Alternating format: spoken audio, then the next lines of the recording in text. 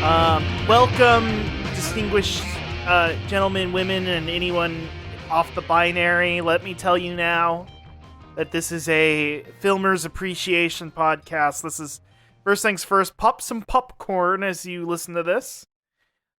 Second, grab yourself a cold soda. Mm-hmm. Or you could ask a teenager to make you a coffee with the coffee machine that nobody at the movie theater ever uses. There's a rare breed that have a hot drink at a movie theater. Well, when I'm watching a cozy Oscar-nominated film that's about emotions and feelings, what did Trevor Noah call like Oscar movies again? It's like, there's something like that where his whole thing was just like they're homework there's a movie. movies. They're homework movies. Yeah, homework movies. Yeah, movies about like a grandma is like, if it doesn't have a guy with a gun in it. Oh, my head. I'm Dune was guy. the ultimate homework movie because it was based on a book. Yeah, I have to remember like 8 names, and I don't have 25 episodes. It's so funny to me that they're homework movies when like Trevor Noah strikes me as like a prestige TV guy who watches 30 fucking episodes of like some bullshit Netflix show. Well, see, that's better because you could do it on your couch, but if you have to go to the theater, and that's the problem. That's the problem with America right now. Was he one of those people who got so mad about Shang-Chi not coming to the Disney Plus thing? You know, when I was at the theater today, there's an ad that Cinemark, I think they have their own brand of ads saying like, it's not cinematic if it's not Cinemark. And they rebrand it for like every movie that's coming out they show you like a tiny like version of like film, and it's like the size of a TV. And it's like, do you want to watch it on a screen this size or this size? And this time they said, it's not Sonic if it's not Cinemark. And it was pimp. And it was like Sonic, snowboarding and shit. And it's like, what? You're right. I would never dare see this for the first time. I haven't played Sonic on a TV since I was 4 years old, but you know what? You're right. I think I would experience it a lot better if I could play Sonic 2 on my Genesis in a theater.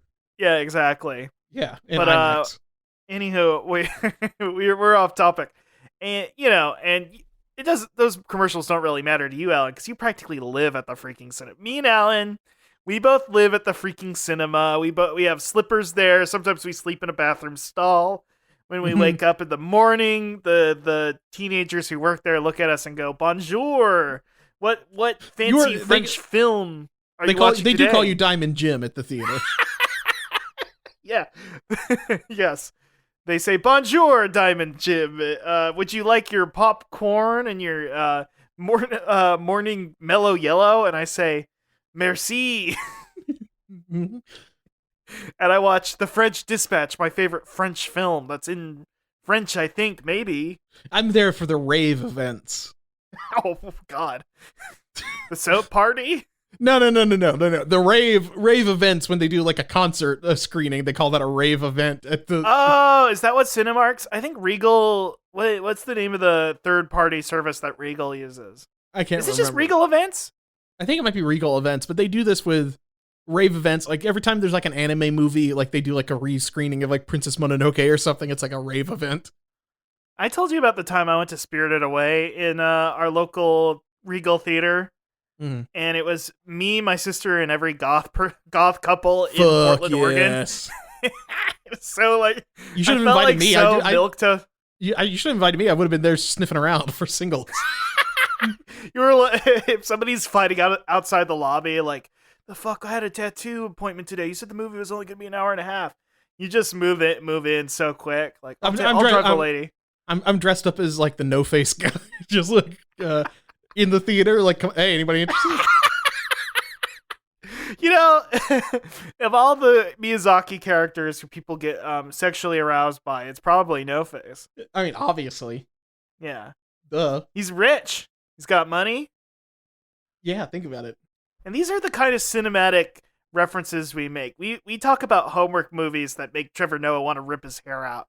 Because he only watches stuff on airplanes that are about, that are PG-13 versions of better movies. And that's what we don't ascribe to that stuff. We love homework.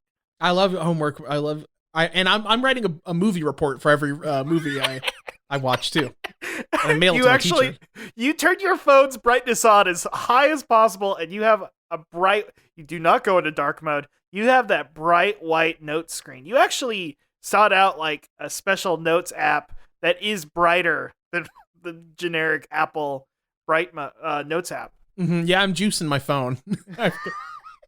I've got it plugged in. I have to have my phone plugged in for it to work like that. I jailbreaked my phone like it was 2013 again, and I cranked the brightness beyond the manufacturer's limits. That's so pimp, dude. And also, as we all know, all your apps just say "Wow" or "This is epic" or "I can't believe they can get away with this." Or they have popcorn buckets instead for the app icons, that kind of thing. Yeah, you just love that stuff. And that's well. Anyway, we're here because we're doing a true filmers. This is a bit of a spin-off before we do Hogcast proper, which we will do. But this is a Filmcast, Nathan's Hot Dog Delivery, the number one independent cinema and film podcast of all time. I'm your film host. I'll be your usher. I'll be your usher for the evening. And Alan will be the person working the Popcorn machine. Oh, I thought you were gonna do the desk. Like you would be the person who'd tell people movie times. The box office clerk. Well, usually they're like in a closet in the back. Oh yeah, they do have like a little. Yeah, okay. I'm the closet creep at the theater. You're the closet creep at the theater.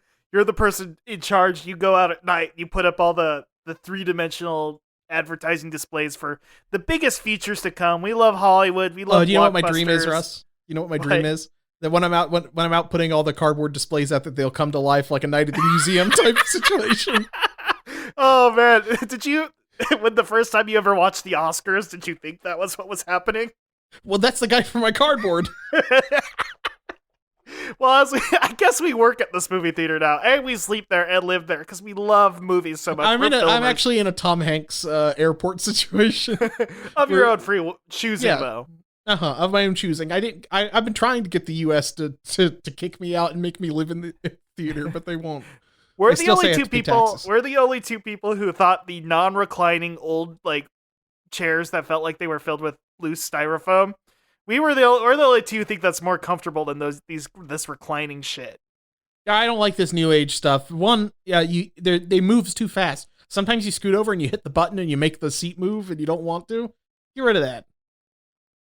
Right. Now the Rumble loungers. I do want those like Rumbles. D-Box? Yeah, like the D-Box, the thing where it's got like where the whole floor moves and stuff when the dinosaur's screaming at you. Oh, baby. Yeah. Yeah, we just love cinema so much. We live in one now, and we're both employees. This is canon now. We're doing a podcast in the projector room, and we don't have the projectors don't flicker anymore because there's not actually film. It's all digital. But just imagine the warm glow, the flicking sound of old Hollywood Vertigo. Ooh, the silver screen. A Tale of Two Souls. What's that? What's the old Requiem? I don't remember what. Requiem for a Dream. The Passion of Joan of Arc. We're just such cinephiles here. Uh-huh. The one where the lady got tied to the track. Alan's favorite movie is the guy shooting at the screen. Yeah, the guy shooting arrows. And you got so mad at Goodfellas when they ripped that off. Mm-hmm. You said these are bad fellas. Also, we're both also, we take characters to task for Well, I want there to be in before every movie with like a criminal, I want it to be like back with before like Public Enemy in 1930, where it says like crime doesn't pay. This is a movie. or like in China after like the Joker or whatever, like the Joker went to prison forever, and I want that to happen. I want that again. Well, I mean, we're gonna talk about the biggest cinematic release during this very special month. Because I'm gonna say it now, this is more a limited series than Hogcast. This is kind of like a every week cast with Monster Girls kind of thing. Mm-hmm. Remember that? We did that. Remember interspecies reviewers? Yeah, we did do that too. We do this every time there's a weird, and we almost did one for Peter Grill, but then I think we just watched it. But you know what? Pretty good. Good show. Yeah, yeah, pretty good stuff. But this is what is it? Filmcast Nathan's Hot Dog Delivery. Yeah. And because sometimes you eat a Nathan's hot dog in the movie theater. Yeah, bzz, bzz, your little vibrating coaster thing is saying that the hot dog's ready. That's so awesome. But yeah, so we are going to be doing Cinemapril. Cinemapril. It's where we record podcasts in April about cinema and the experience and the theater going experience and what it means to live and laugh and love. You know, it was Roger Ebert who once said, films are like an empathy machine, and they let you experience the lives of others through the comfort of a hard, plasticky seat. None of this recliner shit. I think we as humans have lost empathy because of these new seats. This is my main problem with modern films, by the way. Everything else about modern movies are good. The theaters are bad now, though. Yeah, and it's definitely not that I'm getting older and it's just more uncomfortable for me to sit down in general because I just want to be laying down in a casket. It's not that. I mean, there's multiple reasons you want to lay down in a casket. One being you love the character of the film we'll be discussing this week, who some would say is the living vampire. Yeah, well, so that's the thing, is that movies are supposed to be a challenging experience to empathize with the people on the screen, and you can't be challenged if you're comfy in a big reclining chair. Yeah, you need to suffer. So if the characters are suffering on screen, there should be different theaters for different kinds of movies. So for Trevor Noah, for these homework movies that he hates, the seats should be made out of like hardwood, and there should be like what is the name of that chain of Texas? Alamo Drafthouse, like ushers who are staring at you the entire time, and if you pull your phone out once, they'll fucking mace you. Yeah. They actually knock the legs of your crappy wooden chair off, and you fall on the floor. You fall right on your butt, and everybody gets to laugh at you. That's the only way you're allowed to make sound. You could hear a pin drop in the damn theater. Yeah, they stop the film. They stop the film and do like a struggle session. And they all laugh at you. Yeah. And then for like a cozy popcorn film, you have the biggest, plushest damn seats. They should have beanbags filled with popcorn. That's a good idea. Now that's a good idea. And if you get hungry, you can zip open the beanbag and eat the popcorn there. They should do that with real beanbags and beans. Give me some of those beans. Maybe like a corn nut? Or is that too greasy? I was figuring maybe it's like maybe it's like those wasabi peas inside of it or something. I don't know. What are the Gamer Grub guys up to? God, it's the Gamer Grub guys. They missed out. If they did that like 10 years later, Filmer Grub. Filmer Grub is what I get in the lobby. What are you talking about? That's That's Filmer true. Grub. 90% of both of our diets is food Snowcaps. Snowcaps. Now, Russ, Mike and I do that gotta say, $8. they've introduced something new and I think I didn't get it today because I was going to Taco Bell afterwards. But I'm probably gonna get it for Sonic. They have bagged pickles at my movie theater. What the fuck is going on? They got bagged pickles at my movie theater, and it's on like the menu. It says like option like pickle $2.50. That's pretty good. Yeah, I mean, Sonic, most famous for chili dogs, but I've seen promo art where he eats a burger, so he's obviously a pickle fan. Now, do I dare to ask the teen working the counter? Can I get a medium soda, medium popcorn, and this pickle? Do I dare to do that? We go out of uniform and come back in and pretend to be regular members of the community when we go watch a movie that we're really excited about. Well, they don't let me have a uniform because I am just the closet creep. You are the closet creep. You are going feral. You haven't shaved for a long time. Yeah, I'm more of kind of like a Phantom of the Theater type situation. A Phantom of the Cineplex? For the Cineplex. Like the DCOM movie? Yeah, kind of like the DCOM movie. But more just like that I don't shave and I live in a closet in the back. Right. Yeah. You do also wear a half mask most of the time. Well, that's just because of COVID. But it's one of the old cardboard cutouts. We haven't talked about the movie we were going to talk about. Yeah, it is a cardboard cutout that I've got tied to my face because And that it does is technically. Ben Stiller in Night at the, what is it? Night at the Museum? United Museum, yeah. Yeah. And you want that to also, happen. that does count as a mask for COVID purposes. So sorry, Fauci. Yeah, gotcha. Got his ass. It covers more than half my face. Thank you. Alan was apolitical about the whole entire thing, but you were pissed that all the movie theaters got shut down. That was your one big. I was going there every single day, just like that, just like Hachiko the dog after his owner died. You were so pissed. Yeah, they put a statue of me outside the theater because I was so faithful to the theater. They still pay you minimum wage, though. Yeah, that's the thing is I'm at least getting paid to be the closet thief. That's nice. That's true. That's a good gig. I'm still, I'm the usher. I gotta take tickets from these teens. They're always making fun of my shoes. And your house is always falling down, unfortunately. Well, my house is just the old Minions cardboard display folded into a square-like shape. That's where I live. Yeah, you have that. You are screaming about there being rats in the walls, that kind of thing. That it's like the yellow wallpaper, but the yellow minions are like, they're real. They're trapped in here.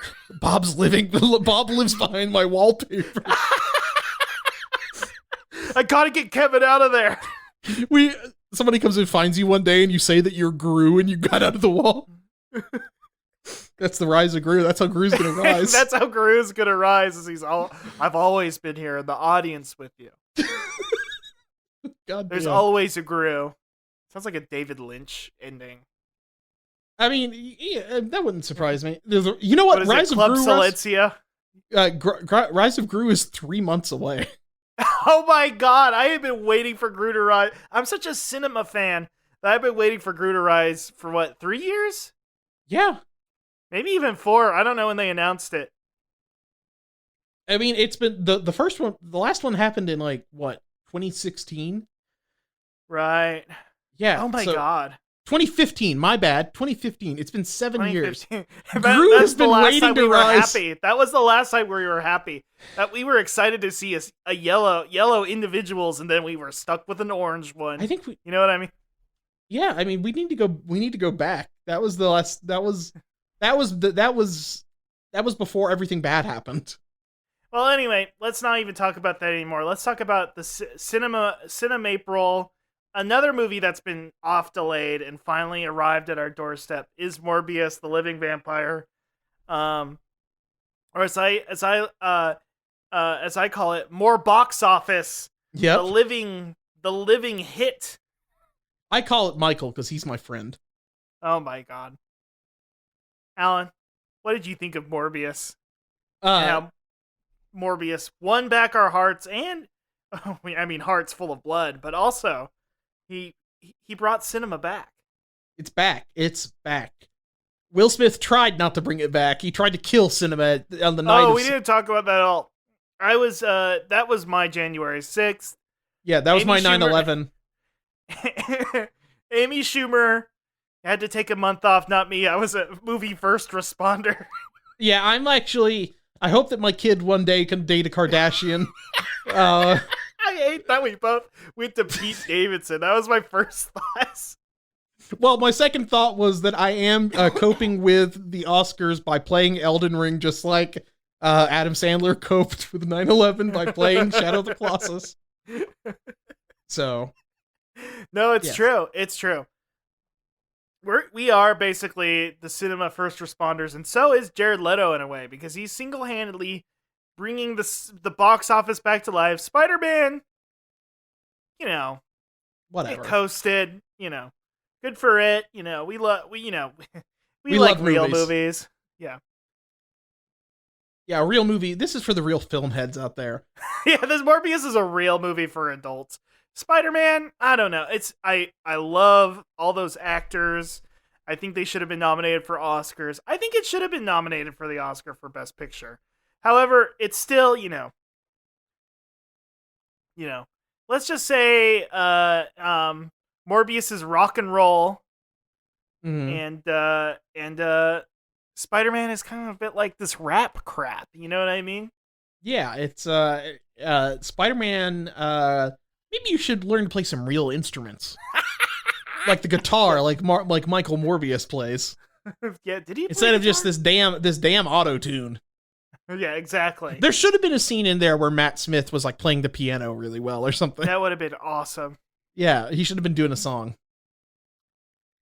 Anyway, Alan, what did you think of Morbius? It's a fantastic film. I cannot wait to see the rest of this new Sinister Six universe that they're creating now. I hope every member of the Sinister Six gets their own movie. Man, if Michael Keaton had just said a freak like me needs company. Oh man. At the end there, do you know how hard I would have popped? I would have like screamed in the theater. They needed a Paul Giamatti Rhino should have been there. I mean, Willem. Willem's Willem's getting to that part of his career where I think he's willing to just kind of take anything that comes to him. He's like the Hardy Boys in AEW. He's like an old guy just doing the classics. Yeah, he's just like he's this old guy keeping his head down and just like, I know what people want me for. They want me to go goblin mode. And he does it. Maybe people got it. So Alan, we love the movie Morbius. What would you rate Morbius? Out of Nathan's Hot Dogs. Out of Nathan's Hot Dogs. We're not sponsored, by the way. This is independent. I rated a full chomp. I rated a full chomp. Okay, what's your favorite movie of all time? Probably The Matrix. My favorite is The Lord of the Rings. All of them. All of them once. All of them in the same sitting. Yeah. 12 hours. I would say that one is a deep throat. Oh, okay, yeah. Yeah, and this would be a strong chomp. Yeah, this is like about as much as I could comfortably chomp, which is pretty close to the deep throat, but it's not quite. Yeah, I mean you do have the prodigious tongue of yours that we've all discussed so often. Yeah, and I do essentially eat hot dogs like a snake would. Alan, have you considered joining the Marvel Cinematic Universe with tongue-based powers? You could make a good Toad. Well, oh god, I should be Toad. If only I can finally figure out what happens when I get hit by lightning.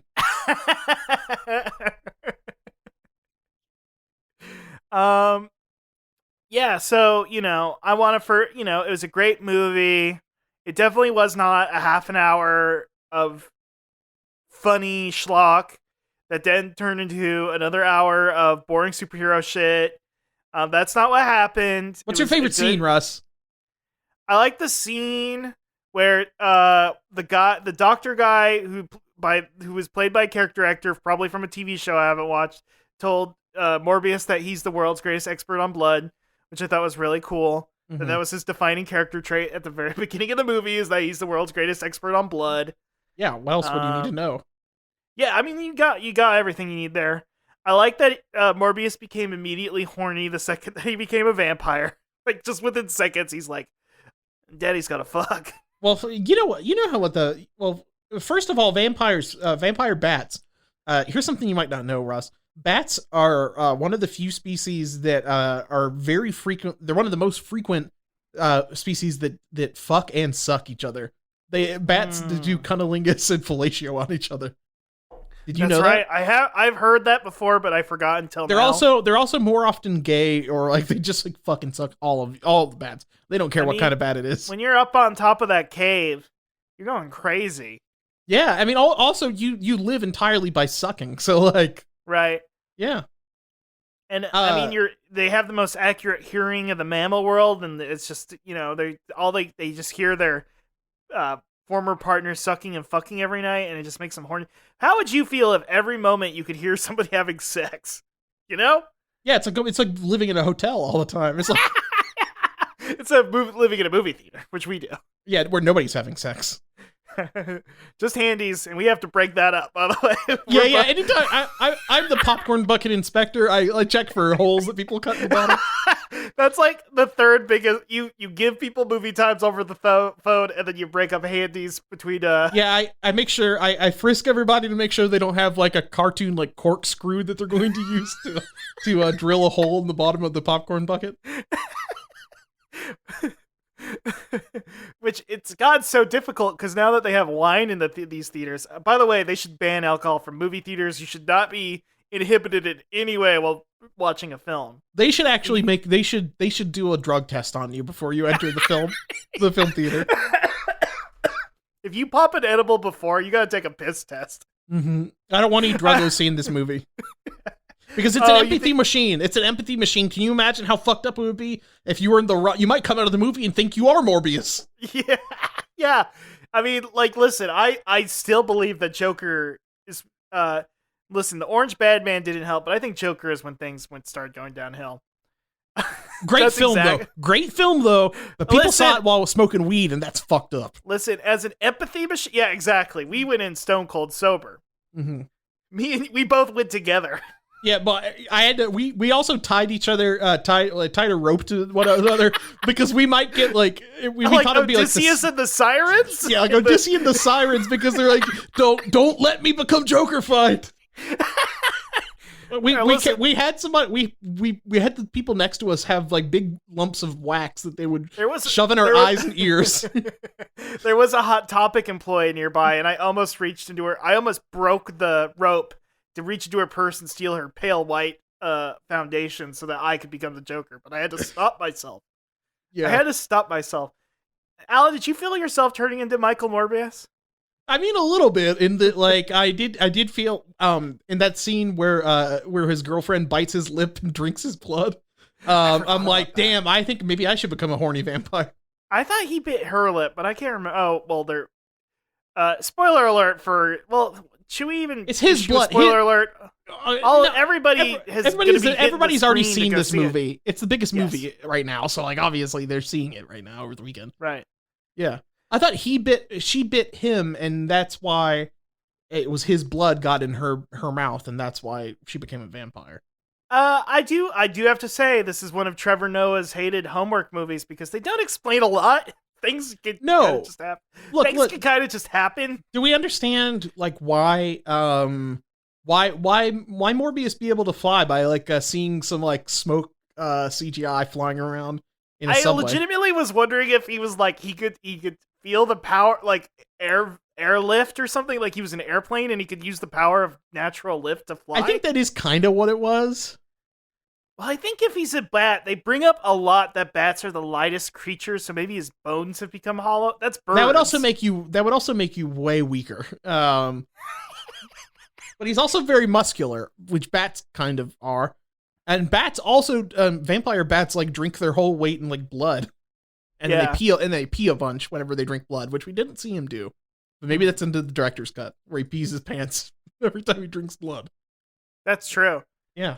The cop does. There was a cop that says like, "Hey, how much could this guy drink?" He's like, can you have 18 pints of beer or something like that? So funny. I love those guys. Tyrese, shouts out Tyrese, and the other guy. Tyrese, famously known for being a very affable, funny actor, and then to have him play like the most boring cop.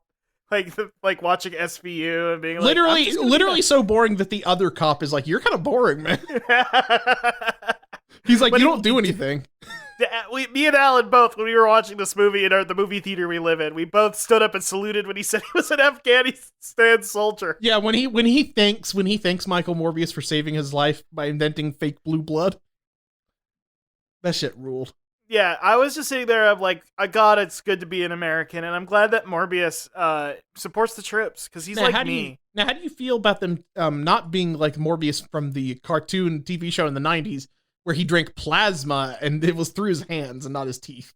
I was upset about that because I love when it comes back for the fans, a la the new Ghostbusters, which was my favorite film of the year until I saw this because it was back for the fans. It's really cool because then they have a CGI Harold Ramis kind of just like pat people on the shoulders and be like. I just also want to say that Lights Camera Jackson joined us for this. By the way, I don't want to leave him out. We asked him if he wanted to be on the show. He sees every single movie with us.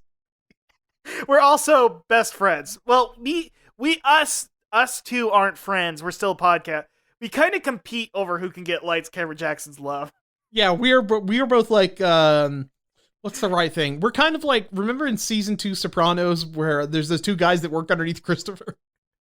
I want to say real quick that me and Alan are very different people because you went Sopranos and I thought that episode of SpongeBob where SpongeBob and Patrick were trying to win Squidward's best friend status. Okay. Well, I've been watching a lot of Sopranos lately. I've been watching a lot of SpongeBob. When I'm not watching a movie, when I'm not watching a movie in the theater, I'm watching Sopranos, which is like movies on it's the home box office. Well, it's also a little bit of like, oh my god. See, I don't read books. Who's the famous Chinese? Sun Tzu? Sun Tzu, The Art of War. You're kind of scoping out your enemy. Yeah, the enemy is TV. Yeah. Because we're such cinephiles. Yeah, that's the small screen. Yes.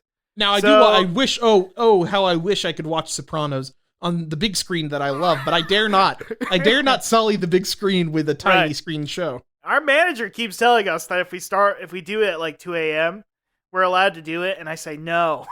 No, I cannot watch HBO Max on the big screen. Now, unless I'm watching Dune, I can watch Dune on HBO Max on the big screen, but I dare not watch Sopranos. I do admit I did actually open up YouTube and start watching the miniseries on the big screen once by accident, and I had to. And I did stick my hand in the pain box. Yeah. Now I have to check everybody for pain boxes too whenever they come into the theater because sometimes they drill holes in those.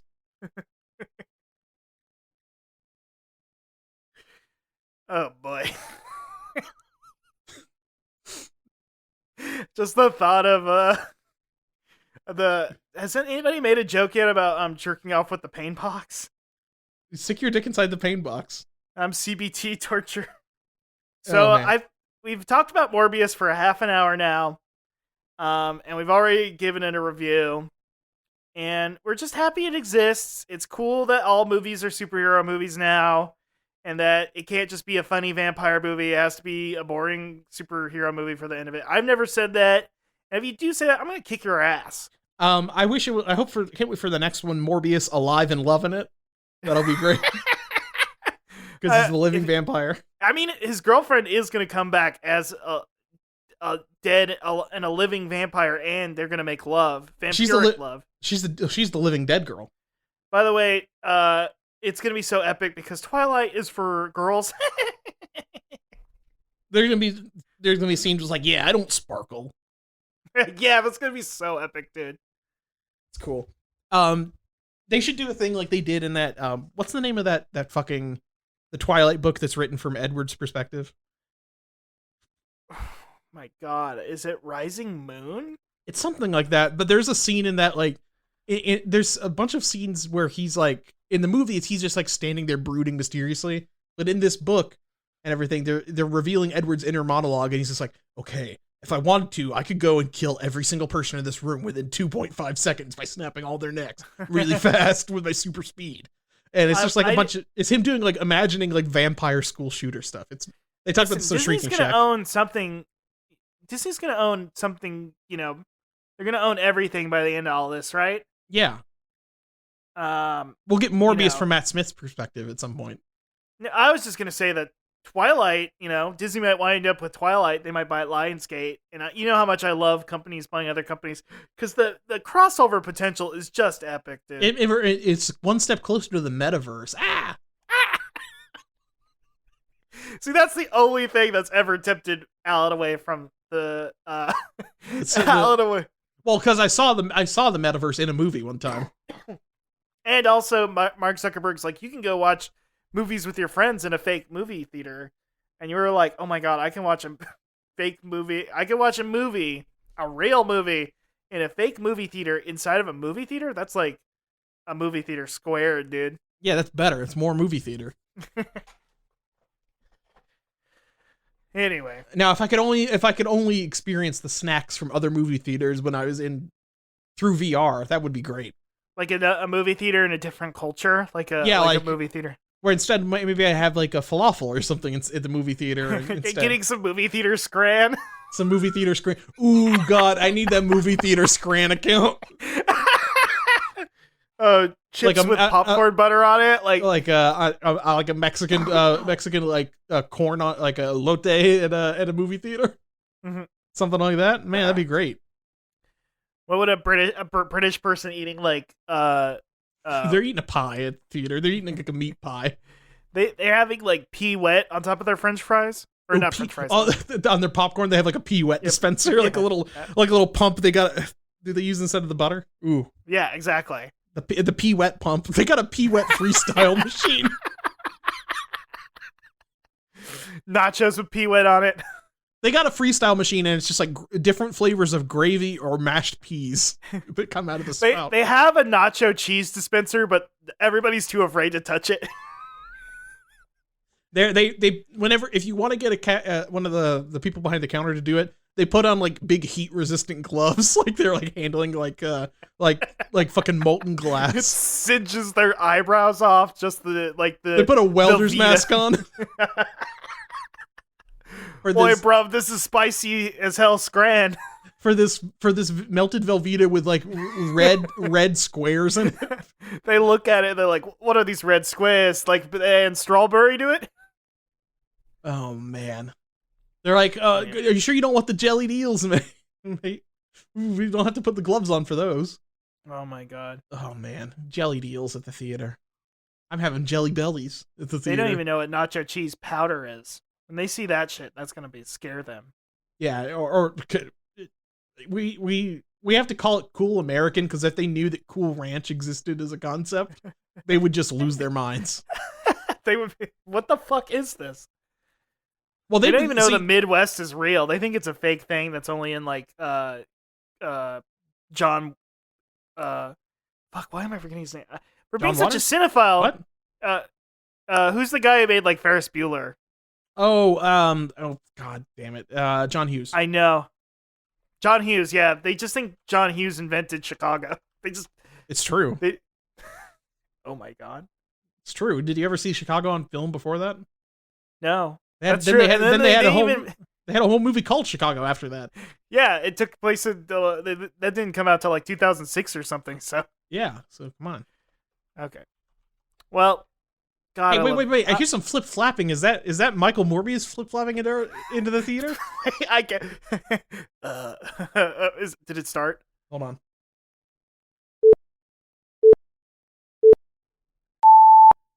Oh, hello, Alan. It's me, Dr. Michael Morbius. Whoa! Yo, what's up? Sorry, my cheek is stinging. Wait, what happened?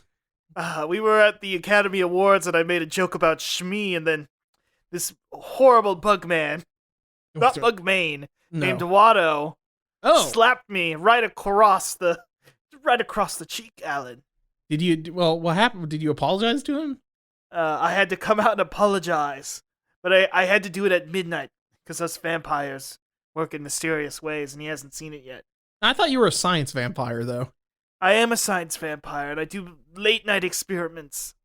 So you are working in the lab. I'm the world's greatest expert on blood. Would you say that you're working in the lab late one night? Yes, and my eyes beheld an eerie sight. Was it Matt Smith? Oh, a British person, yes. How did you know? Well, that's one of the most weird sights you can see. Okay, all right, I have to go back to Mars. Bye. Man, you went back to Mars. 30 seconds and 30 seconds. That's a little bit of an Easter egg. If you're a Marvel fan, you know what an Easter egg is. Yeah, you know. Real heads know. Let me tell you about a little website called eggs.com. Man, if any of our listeners had girlfriends right now would be the moment where they lean over and explain, he's in the band 30 Seconds to Mars.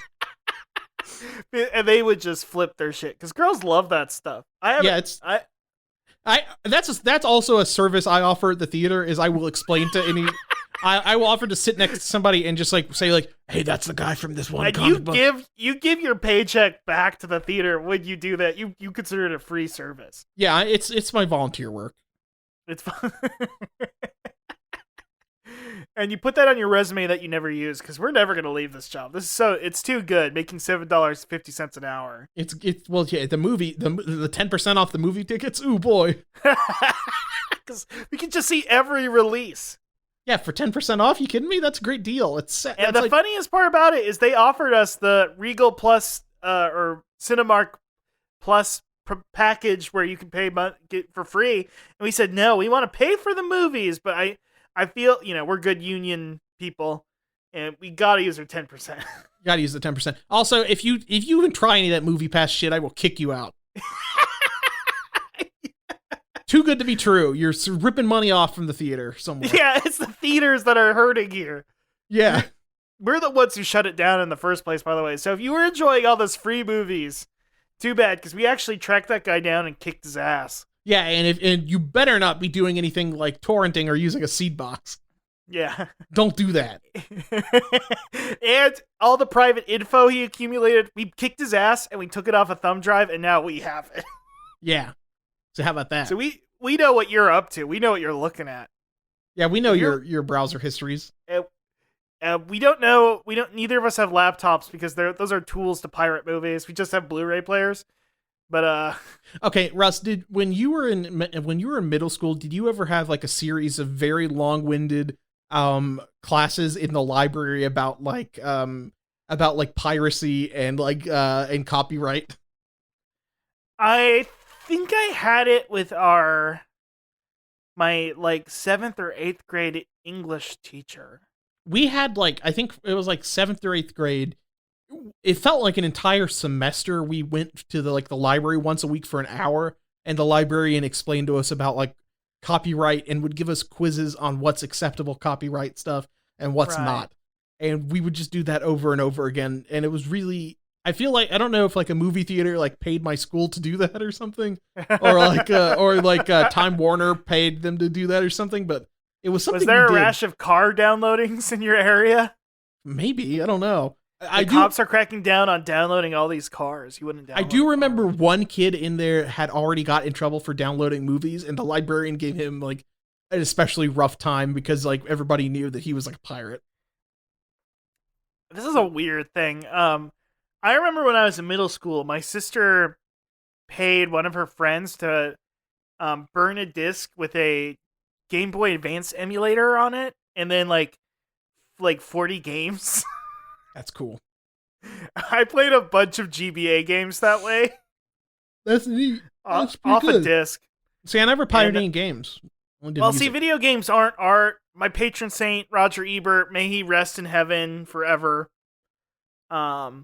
He said games were an art, and I agreed. And when Cliff Bleszinski tweeted that one time that Roger Ebert died after BioShock Infinite came out, thus confirming that games were art because somehow it killed him. What was the implication of his tweet? I think it was if only he could see this, if only he lived long enough to play BioShock Infinite. Do you think Cliff Bleszinski was like, oh man, if he had seen the heartbreaking story of Elizabeth and Booker DeWitt, he would have lived another year to apologize. He would have recanted everything, and he would have gone on a pilgrimage. He would have humbled himself before. He would have gone to a pilgrimage to every GameStop in the country and apologized. Yeah, to every gamer in there. He would stop reviewing movies and start reviewing games. Is what he would do. It's afterwards. Pilgrim's Progress, the book. Yeah, he would repenting. They would make him wear the Scarlet Gamer letter, and he would. I'm trying to think. Is there a game with a big scarlet letter as part of its logo?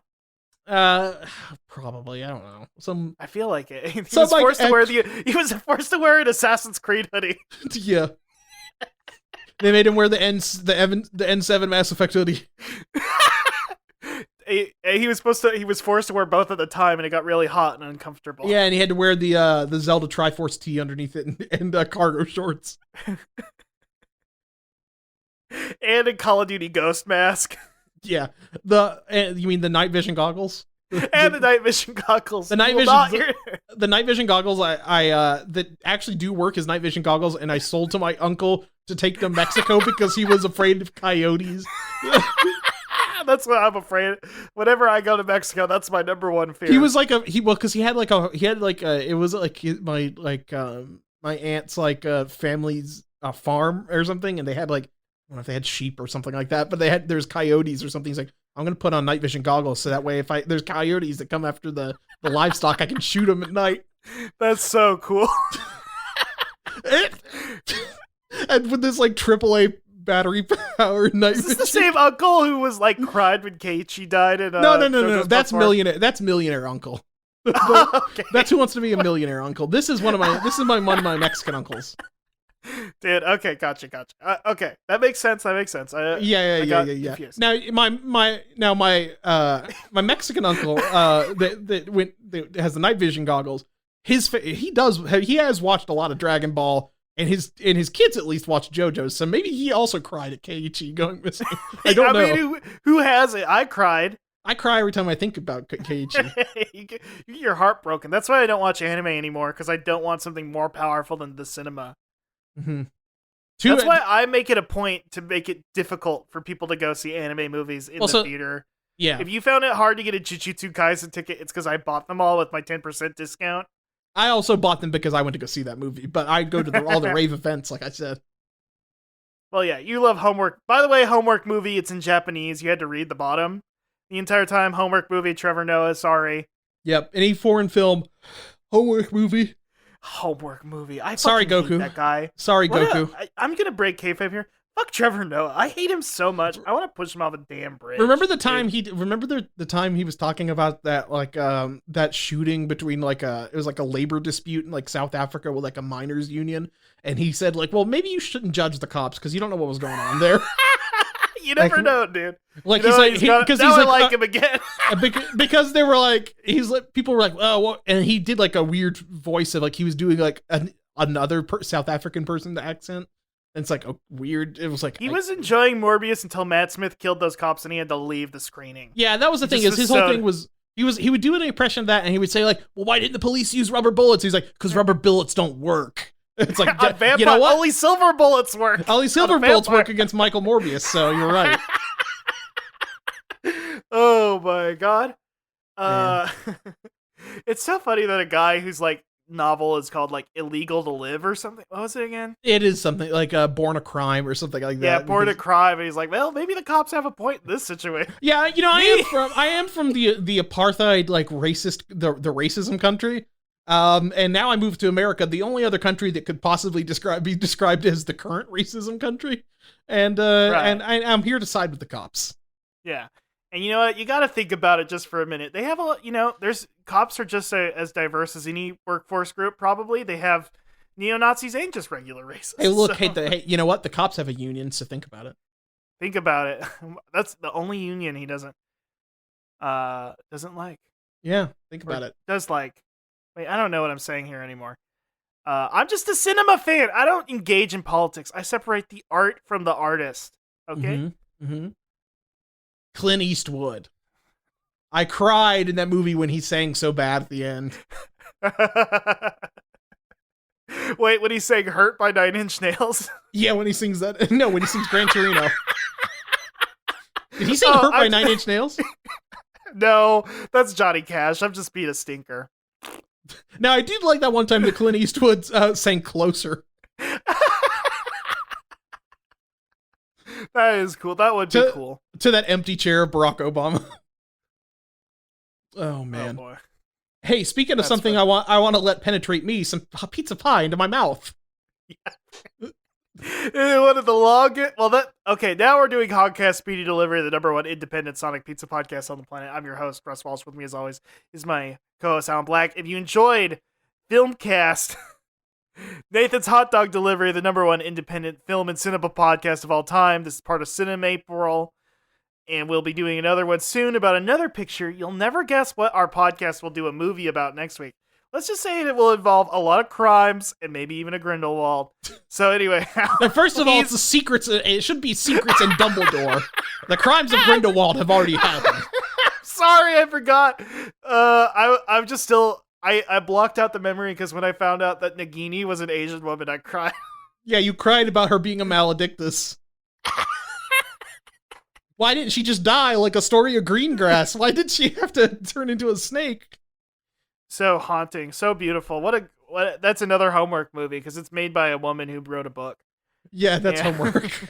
As somebody who got AR points for reading Harry Potter, it was homework. So. You know what? You know what would be good is if I wish when I did a Letterboxd review, I could get AR points.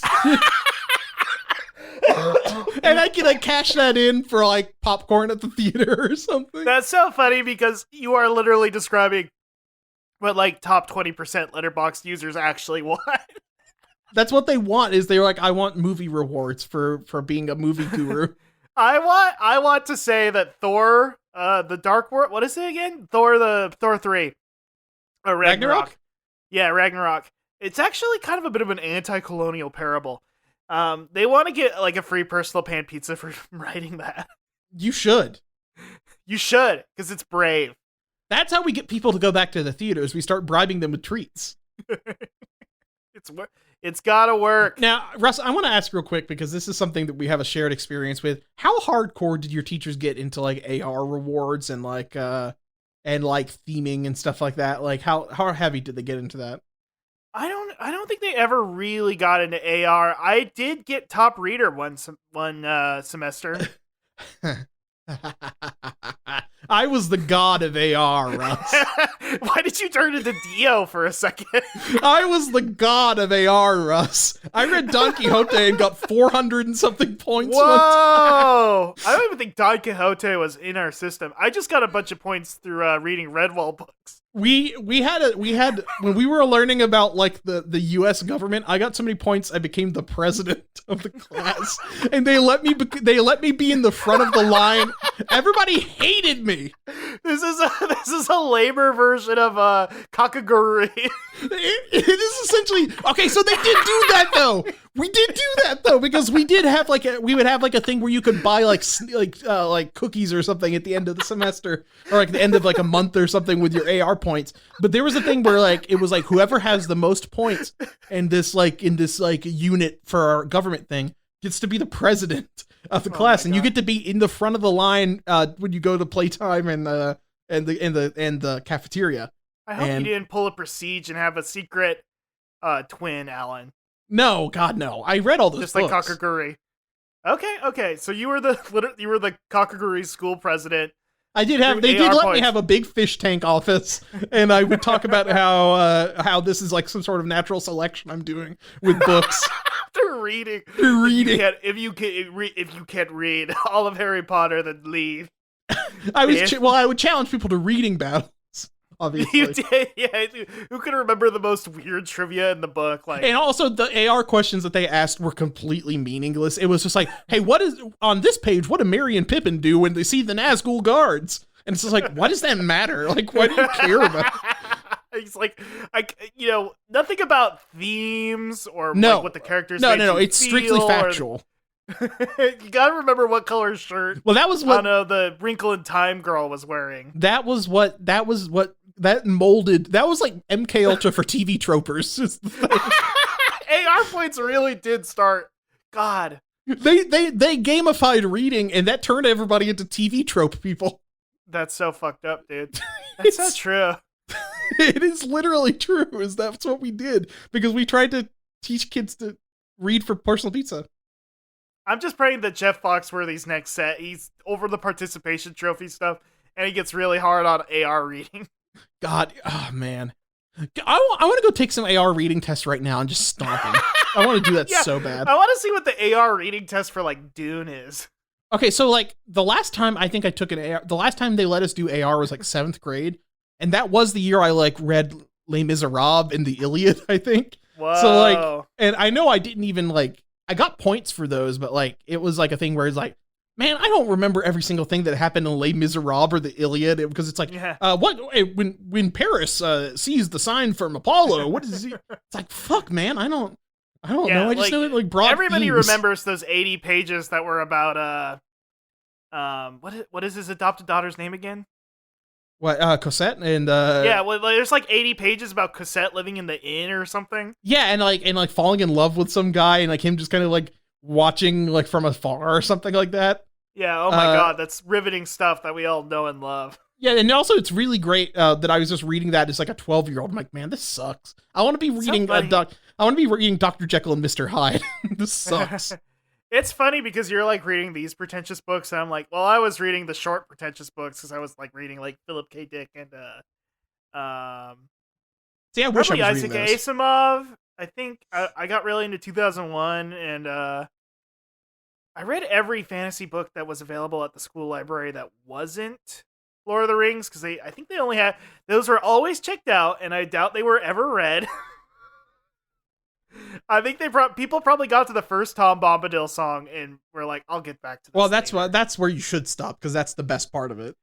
Yeah, because all these teens, all these kids are like, I want to. How does the master, Mr. Tolkien, write an elf riding down stairs like a surfboard with a shield? Yeah, we were like, where's the surfboard and the shield? Because that's what that was Lord of the Rings fever when we were around that age. Right. Yeah. And that is the thing, like, all my friends did try to read Lord of the Rings when we were in 4th or 5th grade, and all of them gave up. All of them gave up except for me, who just got like... You liked the song. You liked when they ate the pasties. Well, I already read The Hobbit, so I'm just like, I'm just in. I'm already sold on this universe. Right. And then I tried to read the Silmarillion also, and I'm like, this is like a Wikipedia. Like, what am I reading? Like, this is not real. Yes. I very much remember hitting the Silmarillion like a fucking brick wall. Yeah, and they're like, let me go read at least, like a Don Quixote or like an H.G. Wells or something. That is something that like a kid back then probably would have read, because that's like pulp bullshit. You know what I mean? Right. Yeah, right. I mean, I also read a lot of John Carter of Mars. I remember for some reason my high school library had a lot of John Carter of Mars, and I only started reading it because the lady was basically naked on the cover. Pretty cool. It was pretty sick. You remember the fucking tripods? Yeah, the tripods. I do remember, because it was that new up like CG model cover. Yeah, it's scary. Do you remember the most fucked up scene in that? No, I never read it. There's a scene in that where they like I remember this I read this might be one like of the first books I read like after like the Magic Treehouse books or whatever.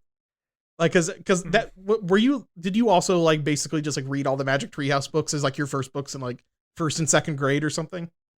I think it was Redwall. I think I got to Redwall and like Mr. Toad and all that bullshit like in like 3rd grade, and then like late 3rd grade, early 4th grade.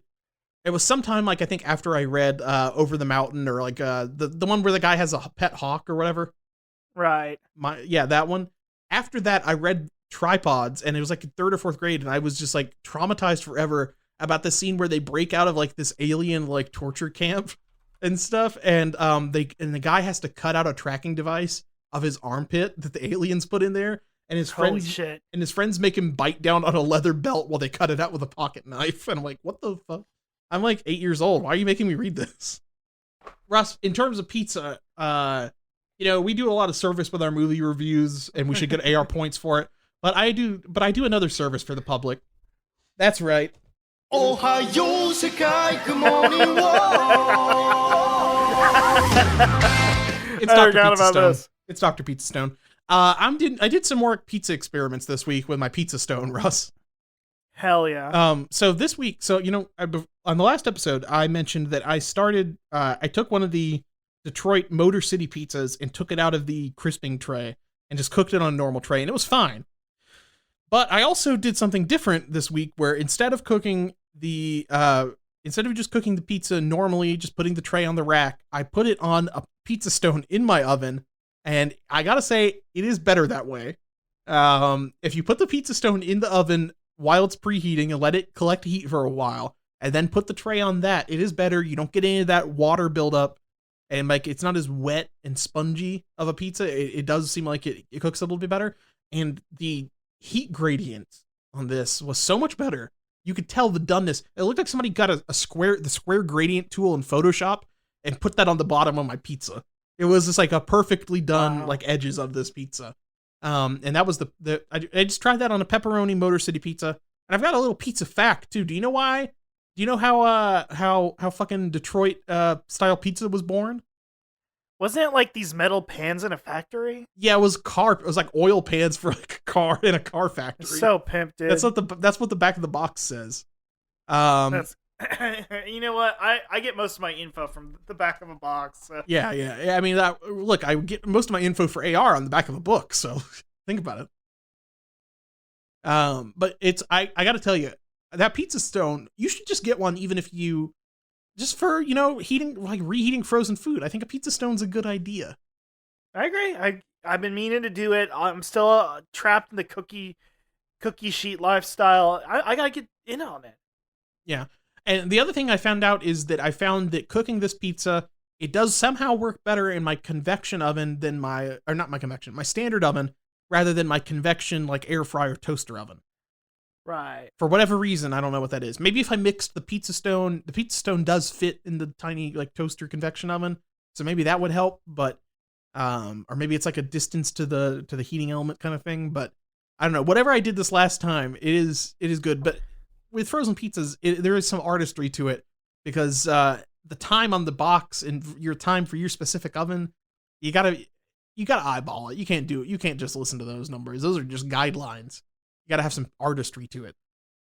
You have to have the artist's mind. It's kind of like what being a podcaster is having that analytical eye, but for audio content instead of painting. And also, the best part of getting a frozen pizza, you just take one of those cold pepperonis off and pop that in your mouth before you put it in the oven. It's like the world's best potato chip. Oh, man.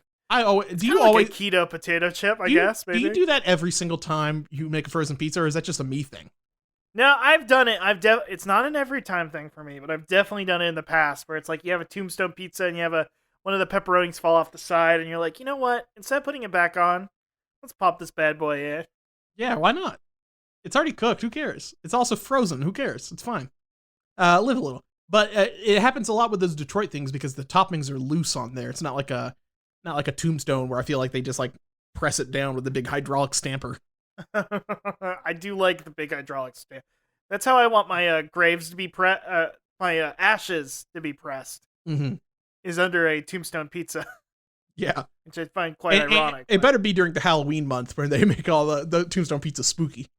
Oh my god! So I could live forever like Michael Morbius as a vampire. You could have a man. They better have some Morbius themed tombstone pizzas. Dude, that'd be so good. The Blu-ray will probably be coming out around then. It's just like the Sonic movie didn't have a Sonic chili dog promotion. Morbius not having a tombstone pizza, really. Man, if by the third movie they don't have like some promotion with Sonic the restaurant chain, I'm gonna be so mad. It's so painful. Because like Sonic is a restaurant and it has chili dogs. Come on. Come on, folks. Now, have I eaten at one in about 15 years? No. Ever since, actually, I'd say more than 10 years. When did I eat my chicken strip sandwich? Chicken nugget sandwich. That was forever ago. It's a long time. You know, they don't even have the chicken strip sandwich anymore, Russ. God damn. Yeah. the thing that drove me away, it's not even there. But the feeling still lingers. We could have went there. I mean, well, here's the other thing. They got hard seltzer, like, limeades now at, like, grocery stores. And I should get one of those because their cherry limeade is still very good. I am depressed. I am depressed that, how do I say this? I wish it was a wine cooler. How is that going to be different than like I guess instead of a malted beverage, I want a wine cooler. I want like Z grade wine product. Yeah, pour some like shitty champagne in my fucking limeade. Fermented grape product that's so disgusting that they have to like add 4 tablespoons of sugar per ounce. Russ, speaking of weird alcohol, I did recently find out that a hard seltzer bar opened up near me. What the fuck is going on? What is going on? Listen, I will say, as somebody I'm back in the Soda Stream game, by the way. In the bathroom where we live, where we sleep at night here at the movie theater, I do have my parents' Soda Stream. I'm going hard on this thing. I'm putting my mouth on the Soda Stream nipple and I'm sucking, baby. You know what I'm drinking right now? And I used to not be a sparkling water person. I'm drinking a limoncello La Croix. Do you feel like an Italian, like what's the Italian word for a gentleman again? Paisan. No, I do feel like a real paisan. That's true. Yeah. I mean, I am watching The Sopranos, eating my frozen pizza, and drinking limoncello La Croix. That's true. So, like, That's very cool. You know what I ought to get back? I am Catholic. I should go back to wearing the gold bracelet and necklace. I need to go back to the cross necklace. I ought to tell my mom, I'm Catholic again. Give me my old necklace back. Are you feeling straight cross, or do you want a Jesus on there? Do you think I've ever had a cross on anything in my entire life that did not have a dead Jesus on it? You want it. You want that guess. The cross that was above my bed as like a baby or for like, or not a baby, but it was like a kid. Eventually replaced it with like a gold Jesus, but it had a Jesus on there. The one that was before that was like a skin tone painted Jesus with like bloody knees and hands and stuff. That they would. I'm just imagining so like cool. Catholic uncut gems where it's like you go in and you're like, I want my cross properly like iced out with like full blown Jesus. Yeah, that's the Jesus piece. You got to get that. You gotta get the Jesus piece. God damn, I should get back into. It would make my mom happy. It would make me happy if I had this drip.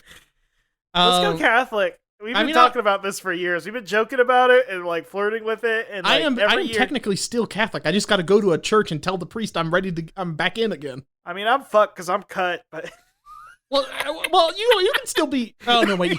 I mean, there's nothing against it in the. Alan, thank you for thinking of me, but I'm fucked. I'm pissed out of luck. You can always restore your foreskin. Yeah, I mean the way that modern science is going. You saw that guy on the fucking the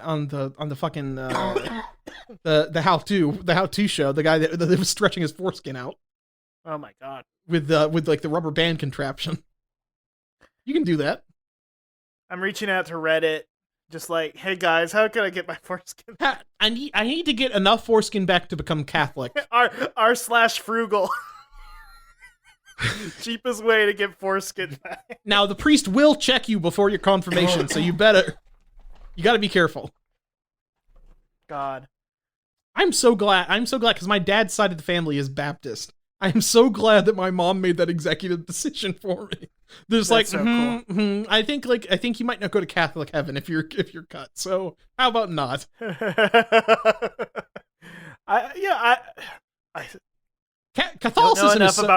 Catholicism is so fucking good, Russ, because Paulie Walnuts figured it out entirely in season 2 Sopranos when he's just like saying like, no, Catholics, they go to purgatory. You don't actually go to hell. You just go to purgatory for like 60,000 years or something, and it's nothing. Like, you just go there. Yeah. If you're a bad guy, and because you eventually, you figure it out. It's just like samsara. You're such a mob guy that you're like, I'm ready to do 60,000 years in prison.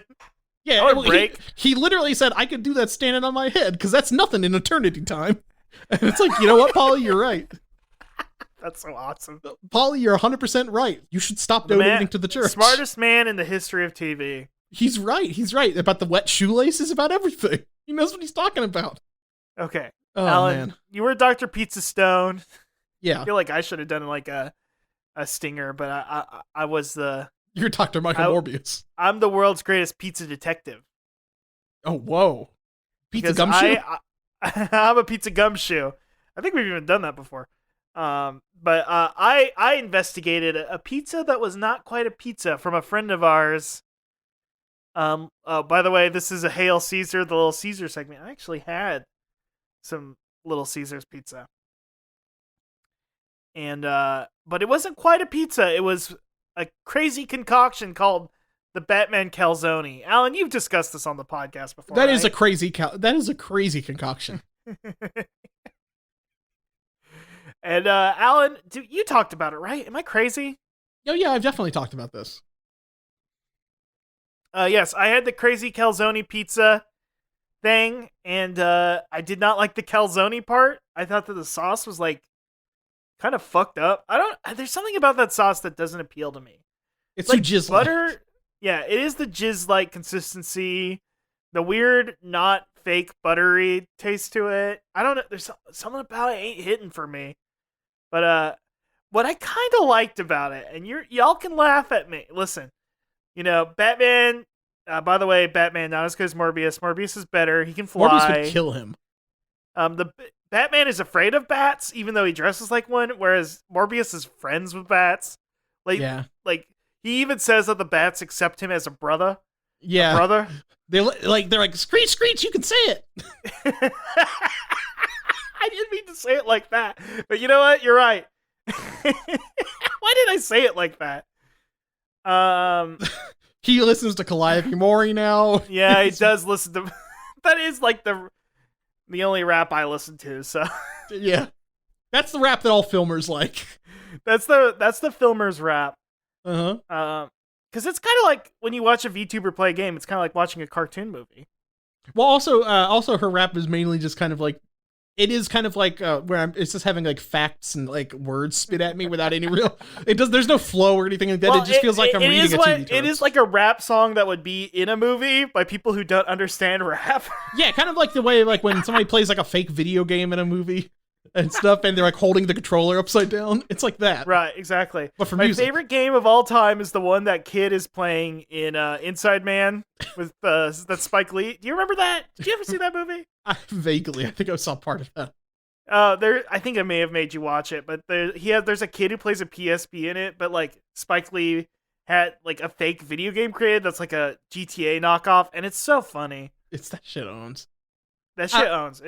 I would play that game. I would play in a minute the Inside Man video game. It's so no. Hey, it's like, hey, no microtransactions in this. That's true. Yeah, it's just a commentary on violence in the media for children. Spike Lee heard about there being a game called Gang Wars on people's calculators, and he freaked out. You're right. We're going. Oh man. Alec, can we just watch it real quick? This is gonna be a long episode anyway. Yeah, let's just watch this fucking clip. I'll link it to you. It's so good, dude. This shit's so good. I would play this game in a minute. The game on calculators was called Drug Wars, I think, not Gang Wars. It was even I'm stupider. sending to you through Spotify or no, through Discord. What is with my brain today? Okay, let me open this shit. This looks like one of those. This looks like one of those like mobile ad games, like the thing, like level 99 boss versus level 1. It's so good, man. That game's awesome. It looks exactly like that. It is also the guy is walking by like it looks like a fridge that's open to the street or something. I feel like Spike Lee was trying to make a commentary about how video games are stupid and bad, but I'm like, I think Spike Lee is probably a better game designer. Everybody loves that NBA campaign that he made with everybody loves Freak. that. Where there's a everybody ghost loves or something. the Freak. Yeah.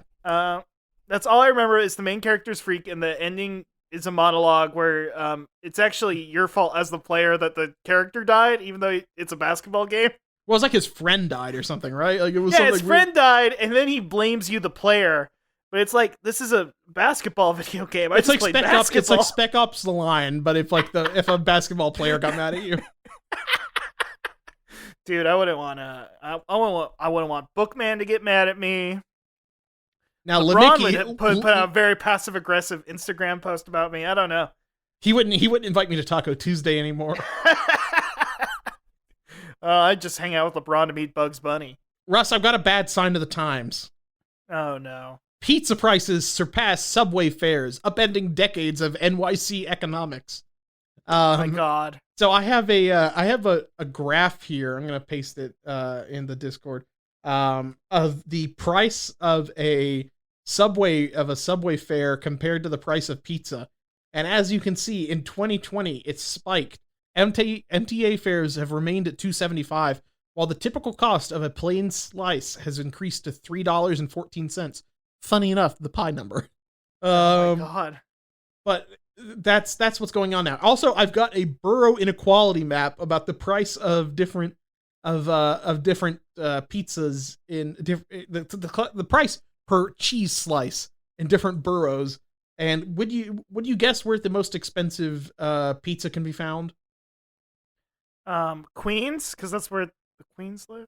Well, obviously Manhattan would be the worst, but then the Bronx and Staten Island, that should be Pizza City. God damn, dude. God damn. What's going on? Staten Island has seen the most pizza inflation, over 20% pizza price inflation. As huge cinephiles the two of us be, I have to say New York's kind of like its own character. Yeah. And the fact of the matter is that that character is weeping right now. She's crying. And you know me, New York is a beautiful woman, and I hate it when women cry. That's like one of my least favorite things. The Statue of Liberty herself is crying. There's tears running down her eyes. God, I wish I lived in a place where I could go get a fucking $3 slice of pizza like this for lunch. And it's all because of the Orange Bad Man. Well, no, it's actually because of Brandon. He did this. I saw a sticker. Wait, Brandon did this? Well, you know what? I voted for the guy, but you know what? At this point, any man who makes a woman cry is an enemy of mine. I'm voting for... And also an enemy of Dr. Michael Morbius.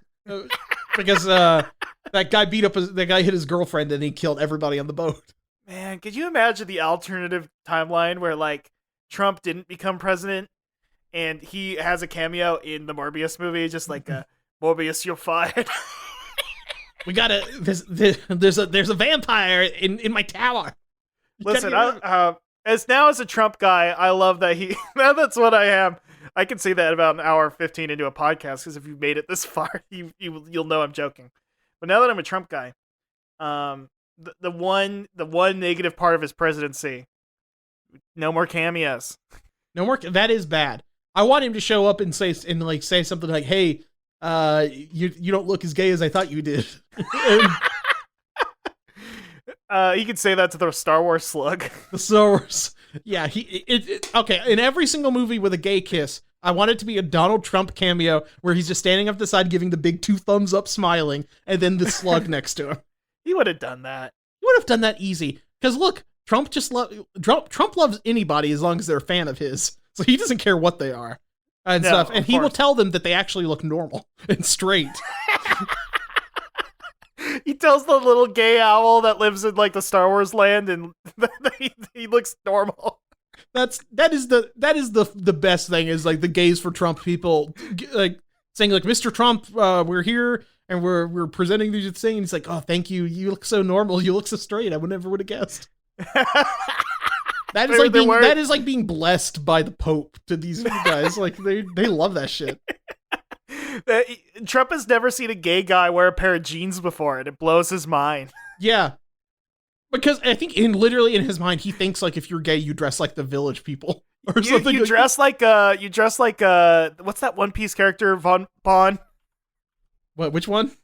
I mean, you could dress like if you dress like any One Piece character, you're kind of dressing gay because you're like wearing a big feather boa or something. Bentham, Mr. Bond, Mr. 2. Okay, that makes Mr. 2 and Alabaster Works. You know what I'm talking about. That's what Trump thinks all gay people dress like. Yeah. Anyway. I mean, he's obviously a fan of them because he's playing the Village People and Elton John and constantly, so he loves the music. Okay, now I like it, just the idea that he's like, every time he walks past a sailor, he's like, "Is that a member of the Village People? Is he gay?"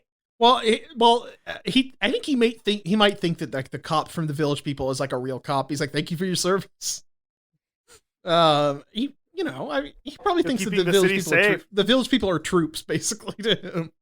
And braver than the troops in a lot of ways. I mean, legitimately, yes. Did they ever take back? I know for a while they were like, "We're not a gay band anymore. YMCA is just about having a good time at the YMCA." It's super not. It's about getting jerked off in a locker room. But like whatever. What? Didn't for a while they denied it, or they were like, "We're done with that. Now it's just a fun song." Well, it would be funny if they're like, "We're all straight now." Actually, we're asexual. We have no sexual preference whatsoever. We're just having a good time. We're actually a sapiosexual band now. We're about as sexual as like the world's driest, crunchiest wedding reception. I mean, that is basically where all their music has been played. So in a way, that's like my ideal music. By the way, I get that sex crap out. That's why rap is crap. Is they're always talking about having sex with who or what. Well, I tell you what, you should listen to some Keiichi Mori. Yeah, because Oliver. Okay, is it okay? I'm gonna make one last Keiichi Mori joke. I do wonder if all of her songs are like, "You didn't think I'd rap about that, did you?" It's like every song about like her telling people off for thinking she would rap about having. It's mainly about like some songs I think are about like hustle, win, success, grind stuff, and about how like really, I didn't know that. I think some of the songs are like saying like, "Hey, instead of being a hater, why don't you get out there and make something?" Like something like that. Like, hey, instead of being a hater, move to Japan and have an improbable music career. Yeah. Instead of being a hater, just become one of like 6 people that have this crazy job. Who gets a weird visa. Like yeah. Weird. You should get a weird Become visa. friends with the trash taste guys. You should. It seems like a good. If you're one of the few white people in Japan, That's the only job you have, I think, is to become like I think it is true that the only job you can have in Japan as a white person is an English teacher. Yeah. Or like just talking about like, they have or weird being sauces you can buy at a 7-Eleven here. Yeah, and it's literally good. that. It's like it's English, teaching people English, or you become like the novelty white person who just kind of like become a react person. You become a react guy. You like react to like, whoa, a maid cafe, huh? Whoa, my God. Yeah, just don't go to the suicide forest, dude. Yeah, you don't want to put on the hat and go to, man. That is funny that like we all like laughed at fucking what's his face, Logan Paul, for remember his Japan video where he's like playing pranks on people and like skateboarding around and stuff like that, and everybody's like, you're being so fucking disrespectful, like what the hell? And then it's just like, I'm rapping, he's fire, baby, I'm rapping.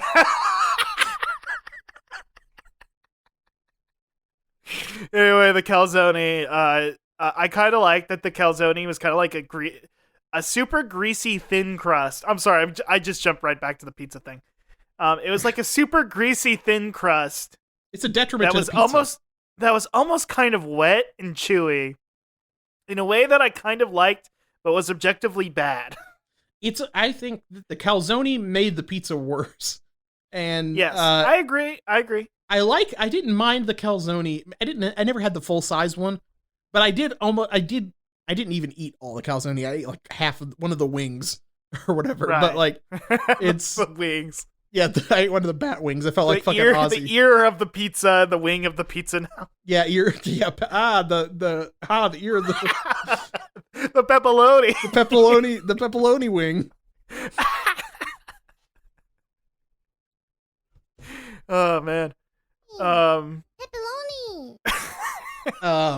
But anyway, yeah. So I think I feel like it might be better calzone than the normal calzone just because there's less of it, and I feel like the problem with the original, from what I gathered from you and everybody else that ate that full calzone, it seemed like it was just too much. It seemed like it was just an exercise in excess. Too decadent. Honestly, They should have just made one part of the Batman calzone.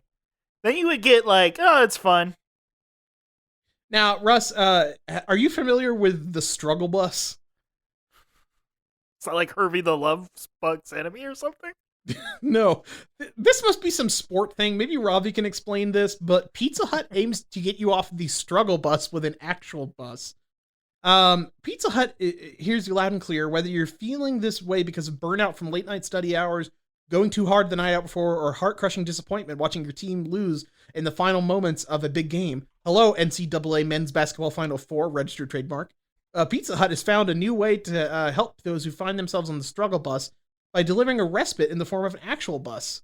Since Pizza Hut has always been a favorite comfort food, we jumped at the opportunity to bring this trending sentiment to life. This bus caters to those on their own struggle bus. This must be some new thing, that like a TikTok trend or something we're not aware of, that people saying that they're on the struggle bus, and they're like, well, this is a real one now. This fun activation will give fans a spot to refuel while taking time out from cheering their teams on and partying in the Big Easy. During each stop, the bus will offer lounge areas, beds for power napping, soothing videos, interactive selfie experiences, and of course, plenty of Pizza Hut pizza. So they're going to be driving around New Orleans starting April 2nd. April 2nd through Sunday, April 3rd. So because this is Pizza Hut is the official and only pizza sponsor of the NCAA. So I guess it's kind of like a pizza like chill out tent for people that are watching sports. I guess you just like go take a nap on the pizza bus or something and get a slice. Now that I'm a jock, Alan, there is nothing harder than watching sports. It's painful. Every second of it is terror. There's no hope or joy in it whatsoever. All it is pain. Mm-hmm. I never feel relaxed while watching sports. I thought this was more like kind of like a Burning Man, like cool down tent kind of thing, but for pizza. That too. We gotta burn through this pizza news. Holy shit, this is a long episode. Well, it's like 2 episodes in one. It's true. People get twice the. It's true. We're it's true. Planning on recording another episode next week about a certain movie about a certain crime. Yeah. Of a Grindelwaldian's figure. Yes, of course. Solving the challenges of robotic pizza making from MIT News. A new technique could enable a robot to manipulate squishy objects like pizza dough or soft materials like clothing. So this is a long article, but it is essentially they've created a machine learning program in like a teacher program to teach a robot how to move deformable objects like pizza dough. So they've created some sort of pizza neural network, I think, to okay. Machine learning, metaverse, they're all the buzzwords. They're doing they're doing buzzwords. They're doing some crypto stuff. It's on the blockchain, and what this ultimately results in is I'm watching a GIF of like a robotic rolling pin and a robotic like wooden block like scoop a ball of dough onto a ledge and then flatten it out. So they had to do all these buzzwords and stuff, but it taught a robot how to use a spatula and a rolling pin. If only I could teach my wife to stop using the rolling pin. Al, you're always getting chased around. That's why I'm at the movie theater all the time. I know. Listen, I've heard happy wife, happy life, but I'm coming here to see Happy Feet, the movie. You're always waiting for a new Happy Feet. Of course. 7 worst fast food pizzas to stay away from right now. Now this is worst in terms of nutrition. Can you guess what is number? Not value. No, can you guess what is the worst? Hold on, I'm trying to see. Are they doing this in like reverse order? Okay, the worst one. Do you know where the worst pizza is? The worst per number of calories slice. Meat Lovers, Papa John's. The number one is a one slice of a Sbarro's XL New York stuffed sausage and pepperoni. Because it's stuffed. It's stuffed sausage and pepperoni. That's funny. It's got like underneath the cheese, there's like meat, there's like sausage balls and like pepperoni rolled up and stuff. That's funny. Number 2 descending in terms of calories, 740. Oh, the Sbarro was 800 calories per slice, 810 calories per slice. That's insane. That's a lot of calories. Number 2, Marco's thick crust all meat pizza with 742 calories per slice. Let's go. Number 3, the Little Caesars Detroit style deep dish 5 meat feast, 504 calories. Yeah. The bacon wrap did make it. Do they still do that? I don't think they do that still. I haven't seen the bacon tweet in a while, so. Yeah. 5 meat feast, like I said, it's excessive. That is something like a king would eat.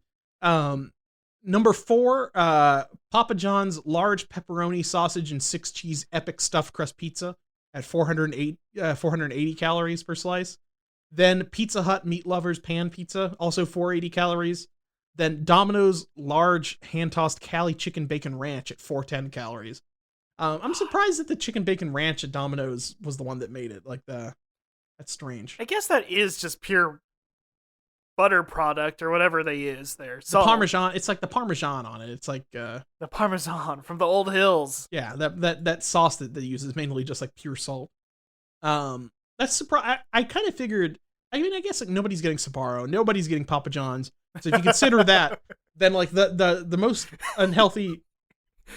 Nobody eats those. The most. Now I'm wondering if that's like so few people eat at Sbarro now. That's just like they just keep that one slice around, and it's like $45. Yeah, it's like they have to like mail it to you, Gold Belly style. If you want it's a ghost kitchen, dude. I mean, honestly, it probably kind of is. But like.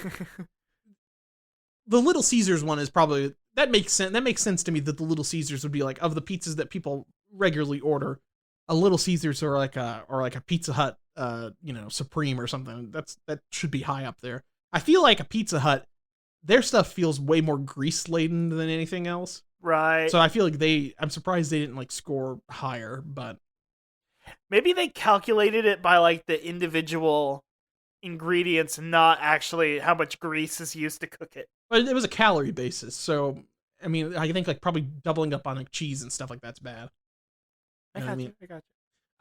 Sonic News, Reviews, and Tudes. Before we get into the movie news, it took a long time to get here, folks, but you've made it. Congrats. Before we get into the movie news, I've got some interesting Sonic the Hedgehog, Sonic Adventure 2 news. Players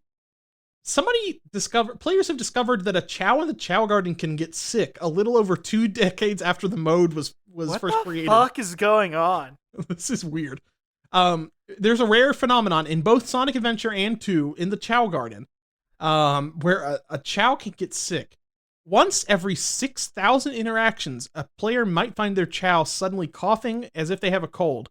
Other character animations for this rare occurrence include sneezing, an itching rash, and the poor Chow clutching their upset stomach. Thankfully, there is a doctor on hand, the doctor at the Chow Center. At the, you remember the Dr. Chow? He has like the tufts of hair. I actually do. I do remember Alan. Yeah. He's got like a big smile and he looks goofy. And he's like fucking big. He's like a big Chow. No, he's actually the same size. I think he's maybe it's just he zoomed in very closely. And he will give your Chow a big cough drop. And it'll make him feel better.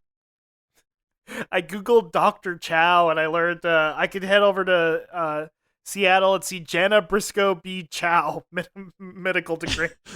You're like, can you help with my my little goo guy? Pull out my VMU. Can you fix this for me? Yeah. I guess at that point though it was the GBA connector with Sonic Advance 2. Yeah, you're right. It would be the GBA connector. I was gonna read the Gex Junior news, but that's not that we don't have time for that. Yeah, we're out. I just want to know who the mom is. Is it the lady with the boobs? Who knows? We'll never know. We'll never know who Gex Junior's mom is. It's true. It's a real shame. Sonic the Hedgehog 2's official sneaker collab is kind of mid. These Filas are pretty chunky. Yeah. Did you even attempt to get them? No, because I have those Nikes that aren't official Sonic shoes, but are about as perfect as you could get in terms of Sonic shoes. I remember seeing them. I think my size, which I won't say on the podcast because the freaks out there. Update your wiki feed, Russ. Update it. Folks, update the wiki feed. No, I think my size sold out within like seconds. Damn. And listen, I'm not gonna join the flipper lifestyle. I can't get that twisted. Alan, have you ever thought about becoming a flipper? Have you ever sneaker flipper yourself? Yeah. No, I can't do that. I don't have it in me. I can that would be like my Uncut Gems. I could never do that. It's too twisted. I would be so stressed out because of like I would be in debt to people over sneakers and it would not be good. Who was the NBA player? Was it Kevin Durant? It was Kevin Durant. It was No, it was Kevin Garnett. KG. Yeah, KG just tries to buy your shoes off of your feet. Why show me the shoes if I can't have it? That is, he's always doing that. He's grabbing the shoes off people's feet. Why show me your shoes if I can't have them? He wants he saw me eating my Batman calzone. He took it off me. Yeah. And he always is trying to steal my mystical rocks. That's true. All the time. You do keep a lot of mystical gems. You are Dr. Pizza Stone. I really do actually need to move my mystical gem collection from my parents' house to my real house. Because I do have like some geodes and stuff. I'm like, I really wish I had my geodes sitting around here. You're kind of like Dr. Michael Morbius because you have some unconventional science you do. Yeah. And I am a blood expert. Yeah, of course. That's what I would love a doctor to say, like, well, you are the leading expert on pizza stones. You are Dr. Pizza Stone. You do have your doctorate in advanced and I did turn down a Nobel Prize. Alan, you're gonna get so mad at me. What's the name of the effect when bread browns in the oven? It has a name. Well, I can't remember. I can't remember if it's pronounced with a Y like or the carbonic effect. No. The Maillard reaction. That's what you're thinking of? The browning reaction, the caramelization kind of thing. It's not exactly caramelization, but I know what you're talking about. Right. Dude, it would be cool if you were a superhero whose powered was the Maillard reaction. Yeah, you just make stuff turn brown and good. Yeah, brown and good. It's just like, ooh, I'm perfectly browning this meat. You could be like a 90s X-Men and you'd be like Crisp. Crisp would be pretty good because it'd be like a fucked up scene where he like uses his power to he grabs somebody's face and crisps them. That's pretty sick, actually, just saying that. It would be pretty cool if you had the power to like microwave people with your hands. Man, I miss 90s X-Men. I wish we could go back to that. I want Maggot back. I miss Maggot. I miss Maggot. I want to have Who's two big slugs crawl to your stomach and to digest stuff for you. That's so cool. What do you prefer? A bunch of weird, fucked up guys, or like the X-Men getting written in and out of existence multiple times? I want more weird, fucked up guys. I think I want a beak. I feel okay. Sorry, not to go off. We're going on one more super quick tangent. It is funny whenever you hear about the X-Men. You're either hearing if they're being written in or out of Marvel existence. Yeah, and also the whole thing with the X-Men now is that. Do you want me to spoil what the whole thing with the Krakoa deal was? Yeah, sure. So the whole thing is because Moira McTaggart was revealed to be a mutant, and her power is that she reincarnates every time she dies, and like and makes like a time loop so she can go back and make changes and stuff. Right, I remember this. Okay, so like the whole thing is she sets up Krakoa because she's seen all these other times where the X-Men fail to establish their future, but it's revealed that she actually does want the X-Men to fail, and that this loop, she's like trapping them on Krakoa or something like that, so that way she can. It's something she does actually hate all the mutants and wants them to die and wants to get rid of them and stuff. So there's some weird thing, and there's a thing with like she got rid of like Destiny, the Mystique's wife, because she can see the future and she knew what was up or something like that. So there's a whole thing now where she was like basically trying to get rid of all the X-Men, and now everybody hates her. And I think maybe they sent her to hell. I think they might have sent her to their version of hell, which is like Dormammu around? No, because it's because they all are immortal now.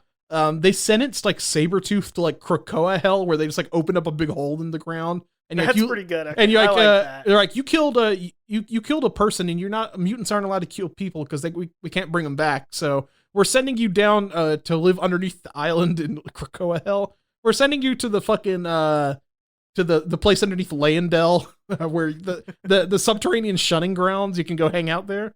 And I think he's just like their devil now.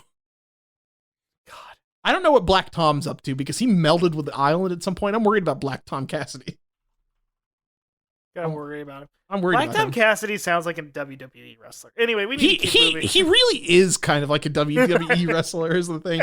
He's like a weird Cajun swamp man that's like related somehow to Gambit. Like I think he used to be like his boss or something. And he's just like, he's like, mon ami, I can't hold back all the plants no longer. Is he making big bug eyes the entire time?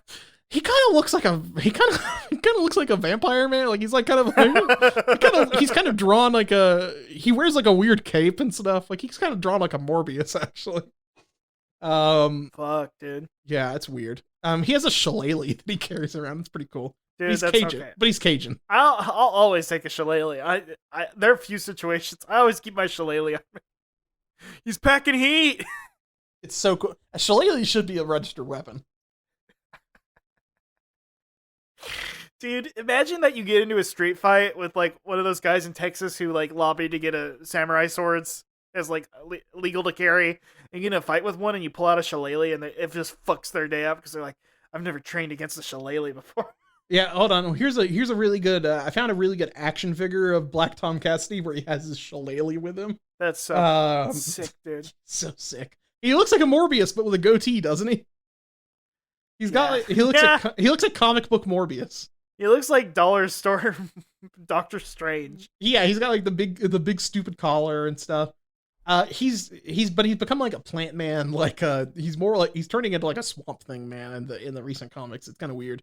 I hope he gets to have fruit sex with somebody. I'm always hoping that for fruit sex. You're always wanting fruit sex for people. I always want to give orgasm fruit to the love of my life. Well, you know, if there are any women out there who want to enjoy my orgasm fruit, please message me. Also, I will be referencing Louisiana Jazz. Of course. I love you, Alan Moore. Don't get mad at me. He loves Louisiana Jazz. I was listening to the podcast The Ride about where they were doing the Fake Rock Final Four, and they were talking about Mac Tonight. Did I ever tell you that there's a chapter of League of Extraordinary Gentlemen that is just literally just Alan Moore just doing 3-penny opera, and like Mac the Knife is there. Like he's just that's pretty sick, dude.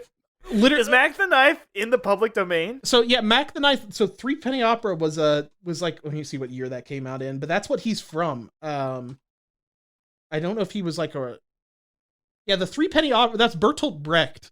So that was what? That was, it's an adaptation of an English, of John Gay's 18th century ballad opera, The Beggar's Opera. And like, it's there's lore here. It was like, it goes deep, folks. It's about like a bunch of like poor people in London and stuff, like living down by the dock and stuff like that.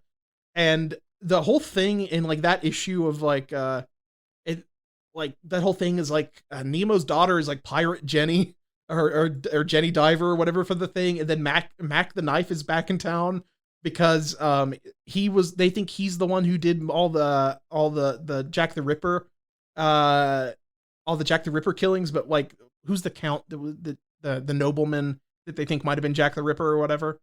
Who was that guy in real life? I can't remember. Sir Francis Bacon? I don't know. Whichever nobleman like that, he apparently did like a copycat of like one of the last killings, and then he got in trouble for it, and instead of letting Mac the Knife take all the credit, he said he did all the killings, so Mac got out of jail, and he's back in town now. And there's a whole thing like of them singing and stuff about, it's like a weird like anti-capitalist kind of thing, and because it's Alan Moore, and it turns into this weird like exactly what you'd expect Alan Moore to do, but it's clear that he just like loves this fucking 18th century ballad opera that some guy wrote forever ago, and is like, I think like all the dialogue he just like copied like put in there. And also fucking what's his face, Mac the Knight, he's like also the descendant of like the original Macheath, the highwayman legend or something. Really? Yeah, it's like some weird like fucking... the poem? What am I thinking of? Yes, like that. Like that. Yeah, like that. It is that. It's some it's some fucking weird shit. It is, again, I think Alan Moore, he doesn't realize it, but he has like a filmer brain in a weird way. And he's like, I'm going to take, I'm making a cinematic universe for every single weird British story that has ever existed throughout all time. The Canterbury Tales, all of them, they're all here. Well, do you know that like the original League of Extraordinary Gentlemen was Prospero from The Tempest? It was him. He's a wizard, and he made the League. No. And he has like was the farmer who stuck the hot poker up the butt? I haven't got to the Canterbury Tales people yet. I haven't got to that, but I feel like that's coming. I feel like there's going to be a flashback where that happens. Mary Poppins is God, by the way.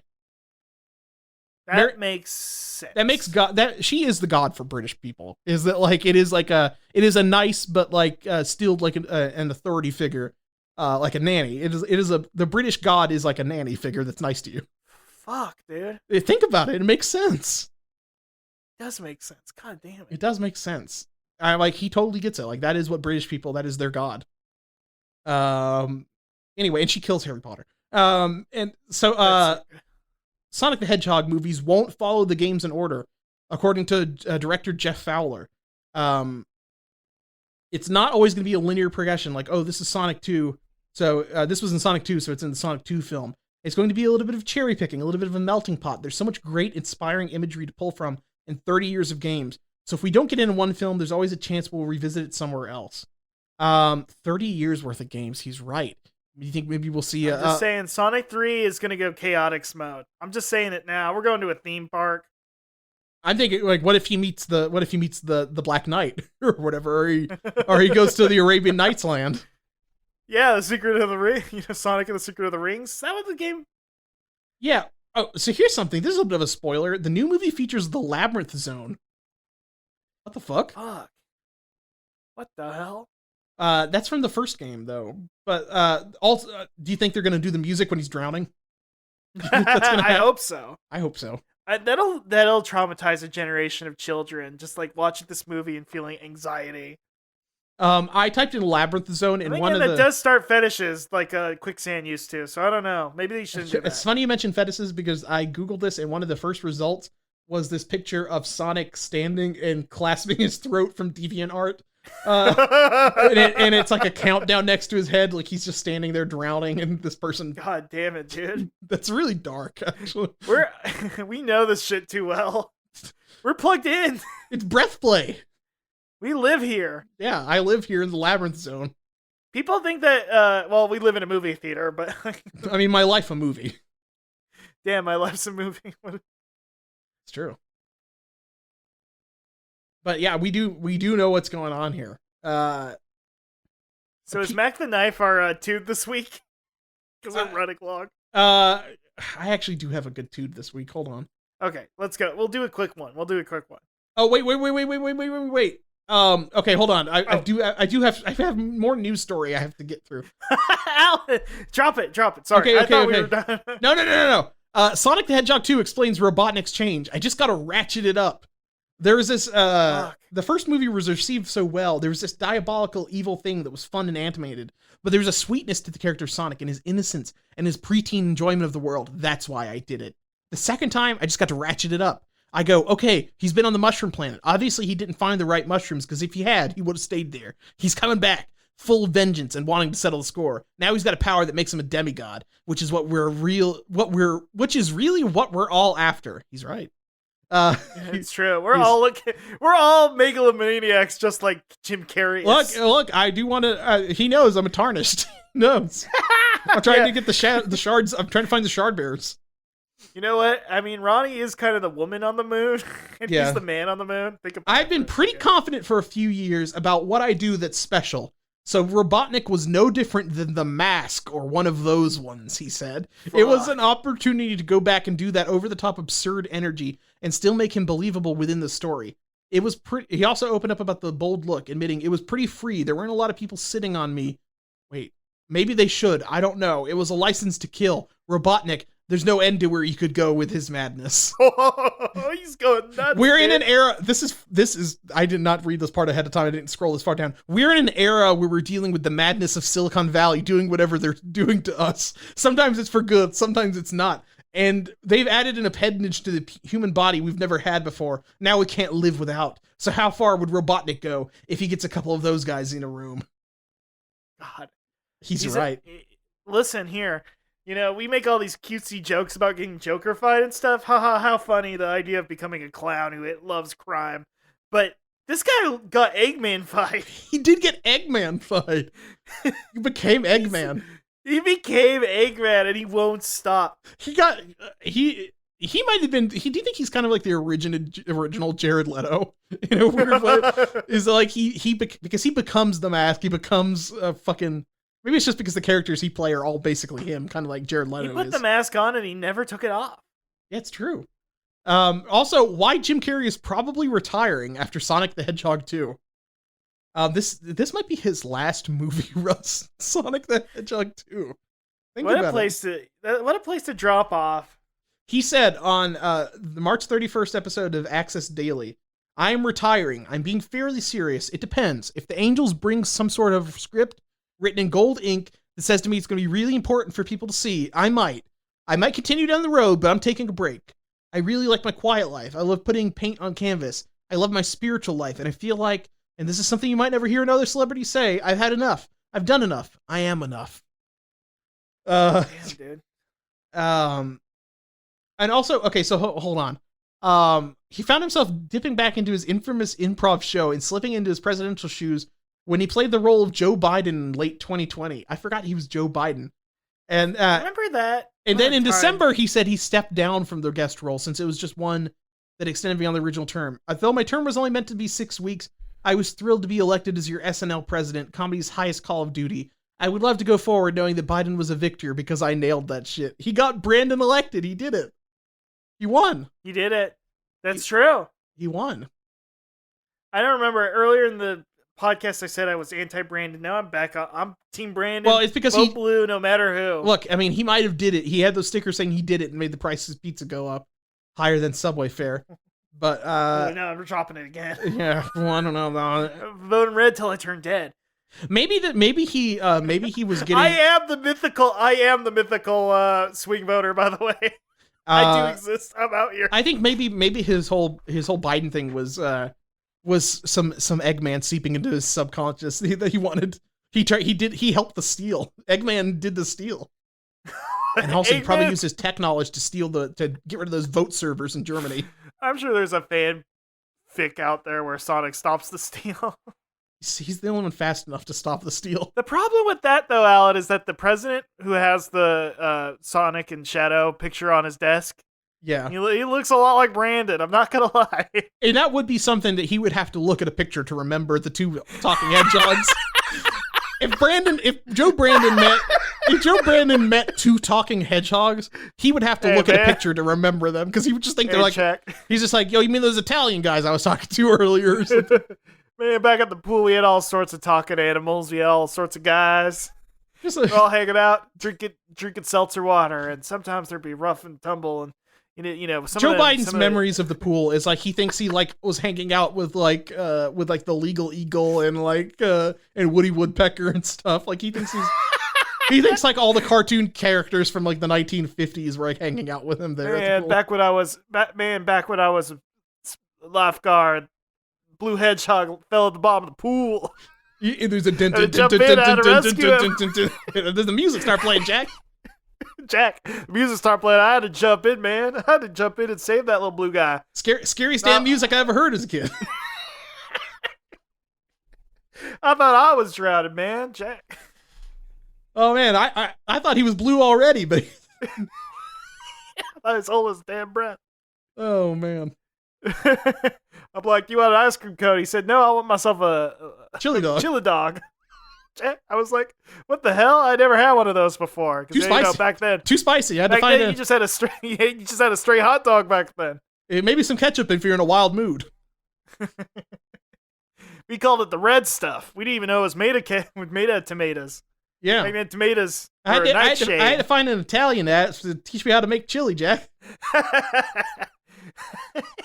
He's the only one that knew how to do ground beef and sauce back at the time. Yeah, you had to cross the river to go to Cincinnati. You know what I mean, Jack? Like Delaware. And they only got beans. At the time, a bean, you just mixed them up, called a salad. That's what a salad was back then. Now, if you had maybe 2 or 3 beans, well, that's how you're eating good. You know your dad's putting some money on the table. Most of us couldn't have a 3-bean salad, Jack. Yeah, back in the day, Project Ark was a boat. Now it's a satellite that stretches across the heavens, shoots a laser, blows up the moon. Bio lizards, huh? Back in my day, we just had normal lizards. What's the tune of the week, by the way? We never Zouge. got to it. Zouge the bat. Zouge the bat. Fuck, dude, is this a Pender's joint? Tell me what you think Zouge the bat looks like. Is he a Pender's joint? No, this is an Ian Flynn joint. Ooh. Okay, so he's actually cool. Now I will tell you this. Think about Zouge the bat is spelled like Rouge the bat, but with a Z. Oh, is he a zone cop? This is Rouge the bat, but zone as the in the same works in the no zone like Zonic does. Hell yeah, dude. This is the no zone version of Rouge the bat and is the therapist of no zone jail. Whoa! She's like the Harley. She's shit. like the Harley Quinn or the Dr. Melfi. I tried to Google Zouge the Bat and the legendary Prime Minister Zhu Liang. God damn it! He was a member of the Three Kingdoms. Fuck. Oh, you're getting some fucking Romance of the Three Kingdoms shit where you're trying to find Rouge the Bat. Come on, Zouge the Bat. Zouge the Bat. Is it like huge but with Z instead? No, it's like Rouge but with. Oh, I don't know why I went with the Chinese pronunciation in my head. Yeah, no, it's Zouge the Bat. Like, come on. It's Rouge but with a Z in front, like Sonic. Listen, I'm always thinking about Lu Bu and stuff. You know? Yeah, I mean, you were like that guy from prison school that's always thinking about the Romance of the Three Kingdoms. Dude, Alan, next time you should do it instead of 2 of the week instead of a Sonic character. You should do a Romance of the Three Kingdoms character. Maybe we should do that. They have pretty good tunes. I think they got some good tunes over there too. I think it's mostly yaoi somehow. Oh my god. Zouge the Bat. She's like the therapist. She's like the. Do you think that like Scourge somebody tries to put a hit on him because he's seeing Zouge the Bat? I'm imagining the Rorschach issue of Watchmen, except with Sonic, with Scourge the Hedgehog. You're trapped in here with me. Oh man! You stare into the abyss. Doesn't stare back. I was just thinking Zouge the Bat is either a Harley Quinn because she's like the Arkham therapist, or just her having like a talk with like Tony Soprano. because she's his therapist now. After the arrest of the Destructics, Lightning Lynx decided to attend one of Zouge's sessions. It was being observed by the warden. Zouge then welcomed Scourge's arrival soon after and encouraged they talk about why he felt the need to lash out. However, Scourge redirected the focus towards Lightning since he was a newcomer to the prison. Zouge and the other inmates then listened to Lightning as he told of his life in the Raiju clan and how he got banished due to his emotions being toyed with, not once but twice, and became involved in criminal activities in the time between. This is like Sopranos. Before Zouge could do anything, though, Scourge interrupted and began to egg on Lightning of having been mistreated by the Bride of the Conquering Storm, though he'd done nothing wrong. Zouge tried to get Scourge to make more constructive contributions, but he ignored her and continued to work Lightning and the other inmates into a frenzy over getting revenge, and the session broke down into chaos despite Zouge's attempts to quell the situation. At that point, Zouge realized the months of progress with his prisoners had been lost in an instant, and she turned to the warden in disgust, telling them to return to their cells. So Scourge had Joker-fied all the other prisoners and undid all of her therapy. Oh my god, it's just like, it is the Rorschach issue. It is that or the Joker. This is like the Joker. Oh yeah, you're right. Yeah, it's like the deleted Joker scene from the new Batman movie. We didn't even fucking tell what Zouge the Bat looks like. She looks like Rouge the Bat, but if she was like dressed like a therapist, like she's just wearing like a a purple and pink like pantsuit, like a suit jacket and stuff. Sexy though. Pokemon go to the polls. I'd do that. I'd Pokemon go to the polls. I'd vote for Rouge the Bat anytime, any single time. She's the only CIA agent I would vote for. Yes, I would save her from Havana Syndrome. Rouge the Bat, Havana Syndrome. God damn. Folks, well, she's even more susceptible to ultrasonic weapons because she's a bat. Think about it. It's true. The brown noise. Wait, that's pants pooping.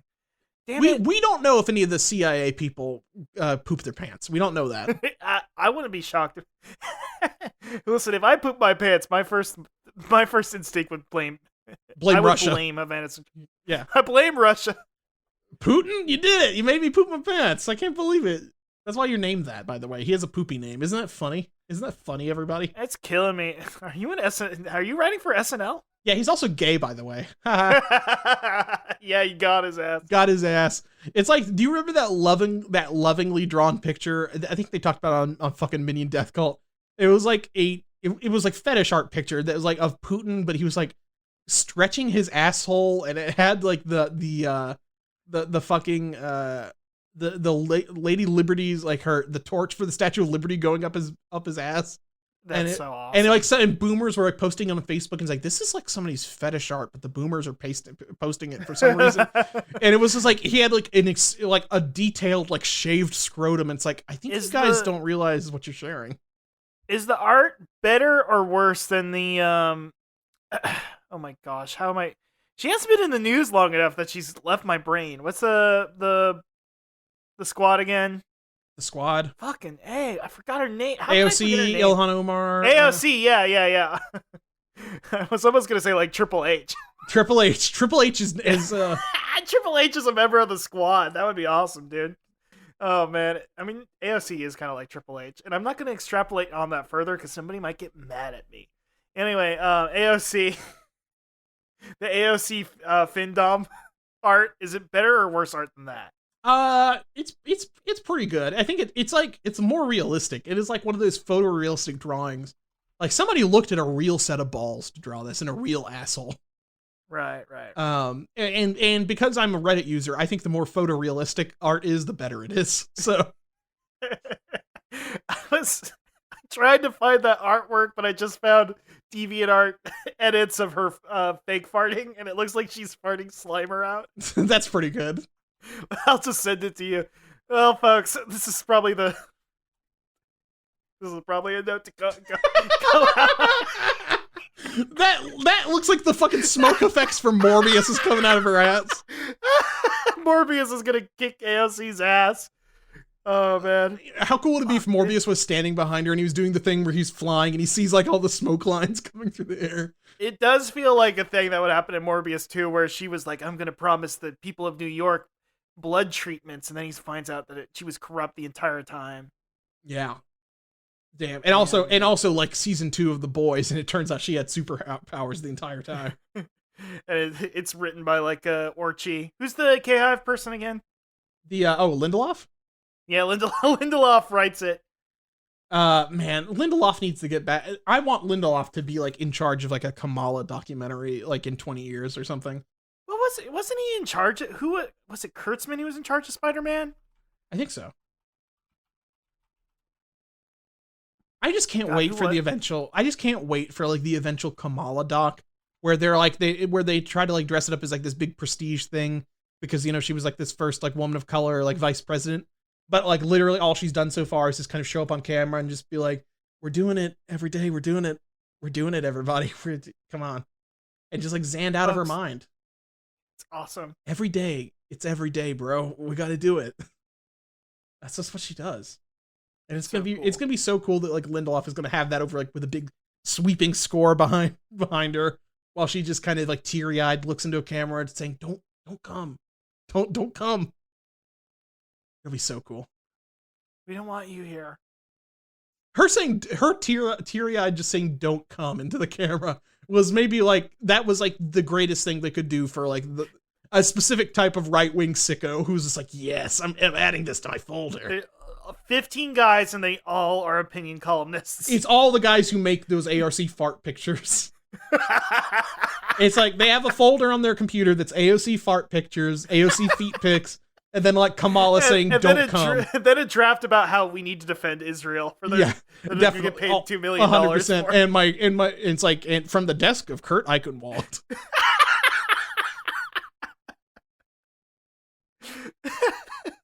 It's the iCloud account for Max Boot. If you go look in there, you will find AOC fart DeviantArts in there. Yeah, it's all the same, dude. It all leads back. Yeah, it's recursive. This is a mandala of AOC farting.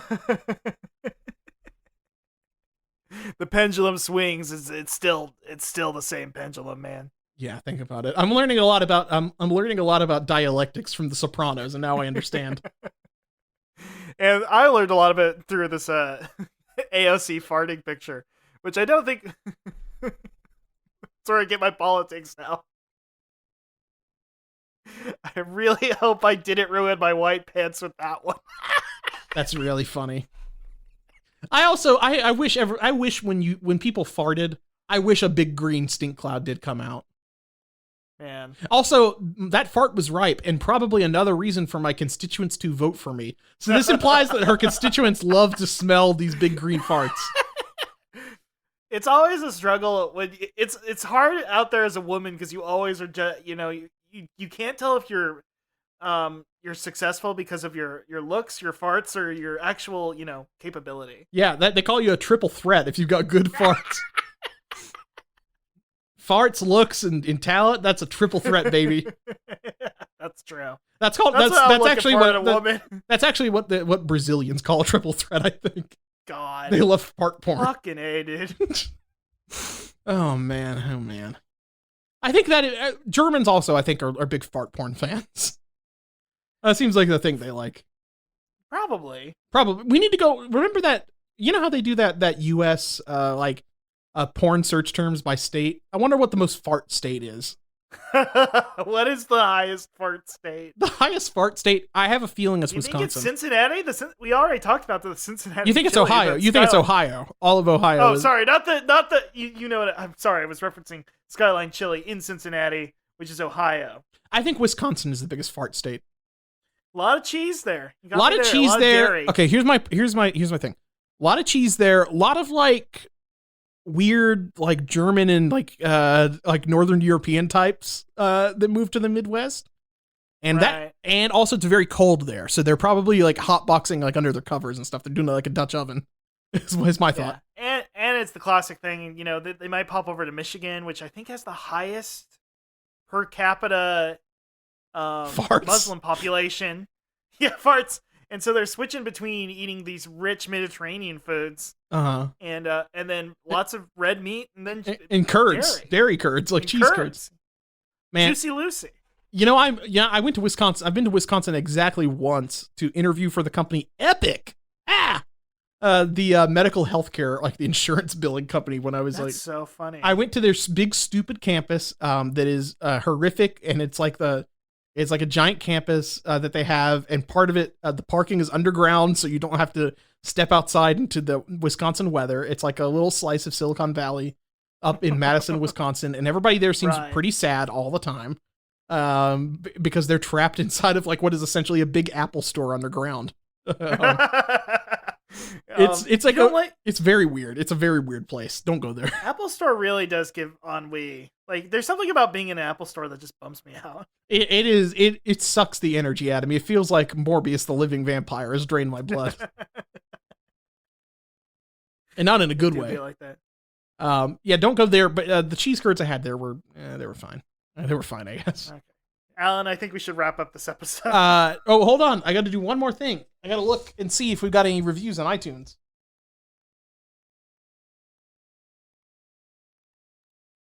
Let me see. Did we get any new ones? No, we haven't. Okay. Well, I don't know why you set yourself up for disappointment like that, dude. Hey, look. I just want to... there's a chance that we might have missed one, but that one, the last time we read one, we did last week read the one from 6 months like prior, so like I wanted to double check and be sure. So, you know. Of course. Russ, do you have anything you want to plug besides Sonic coming out next week? Just cinema, just the theater. Go to the theater. Just go out and see the movies. Don't wear a mask. Though. Don't wear a mask. Don't wear a mask. You need to enjoy the movie properly, and if you're not getting the scent and the smell of the popcorn because it's getting blocked out by these nasty KN95s or whatever they're called. Now, what they could do, they could give you like a mask that has like one of those horse feeding masks where that has like a little bag full of something at the end, and you could just fill. You could just like stick your popcorn bag like on a mask, and you could just tilt your head up. Like a donkey. Yeah, like a donkey. You like tilt your head up, and then you let the popcorn fall on your face. I mean, sure. That's one way to do it. That feels like a fetish thing too. Yeah, I mean, you are. Yeah, I am wearing my fucking like my fucking like horse bridle to the theater. Yeah. Wearing a horse bridle, blinders. They just think I'm a big Uma Musume fan when I go to the fucking theater.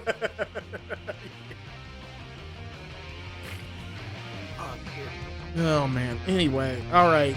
Well, until next time, I guess. Live and learn. Live and learn.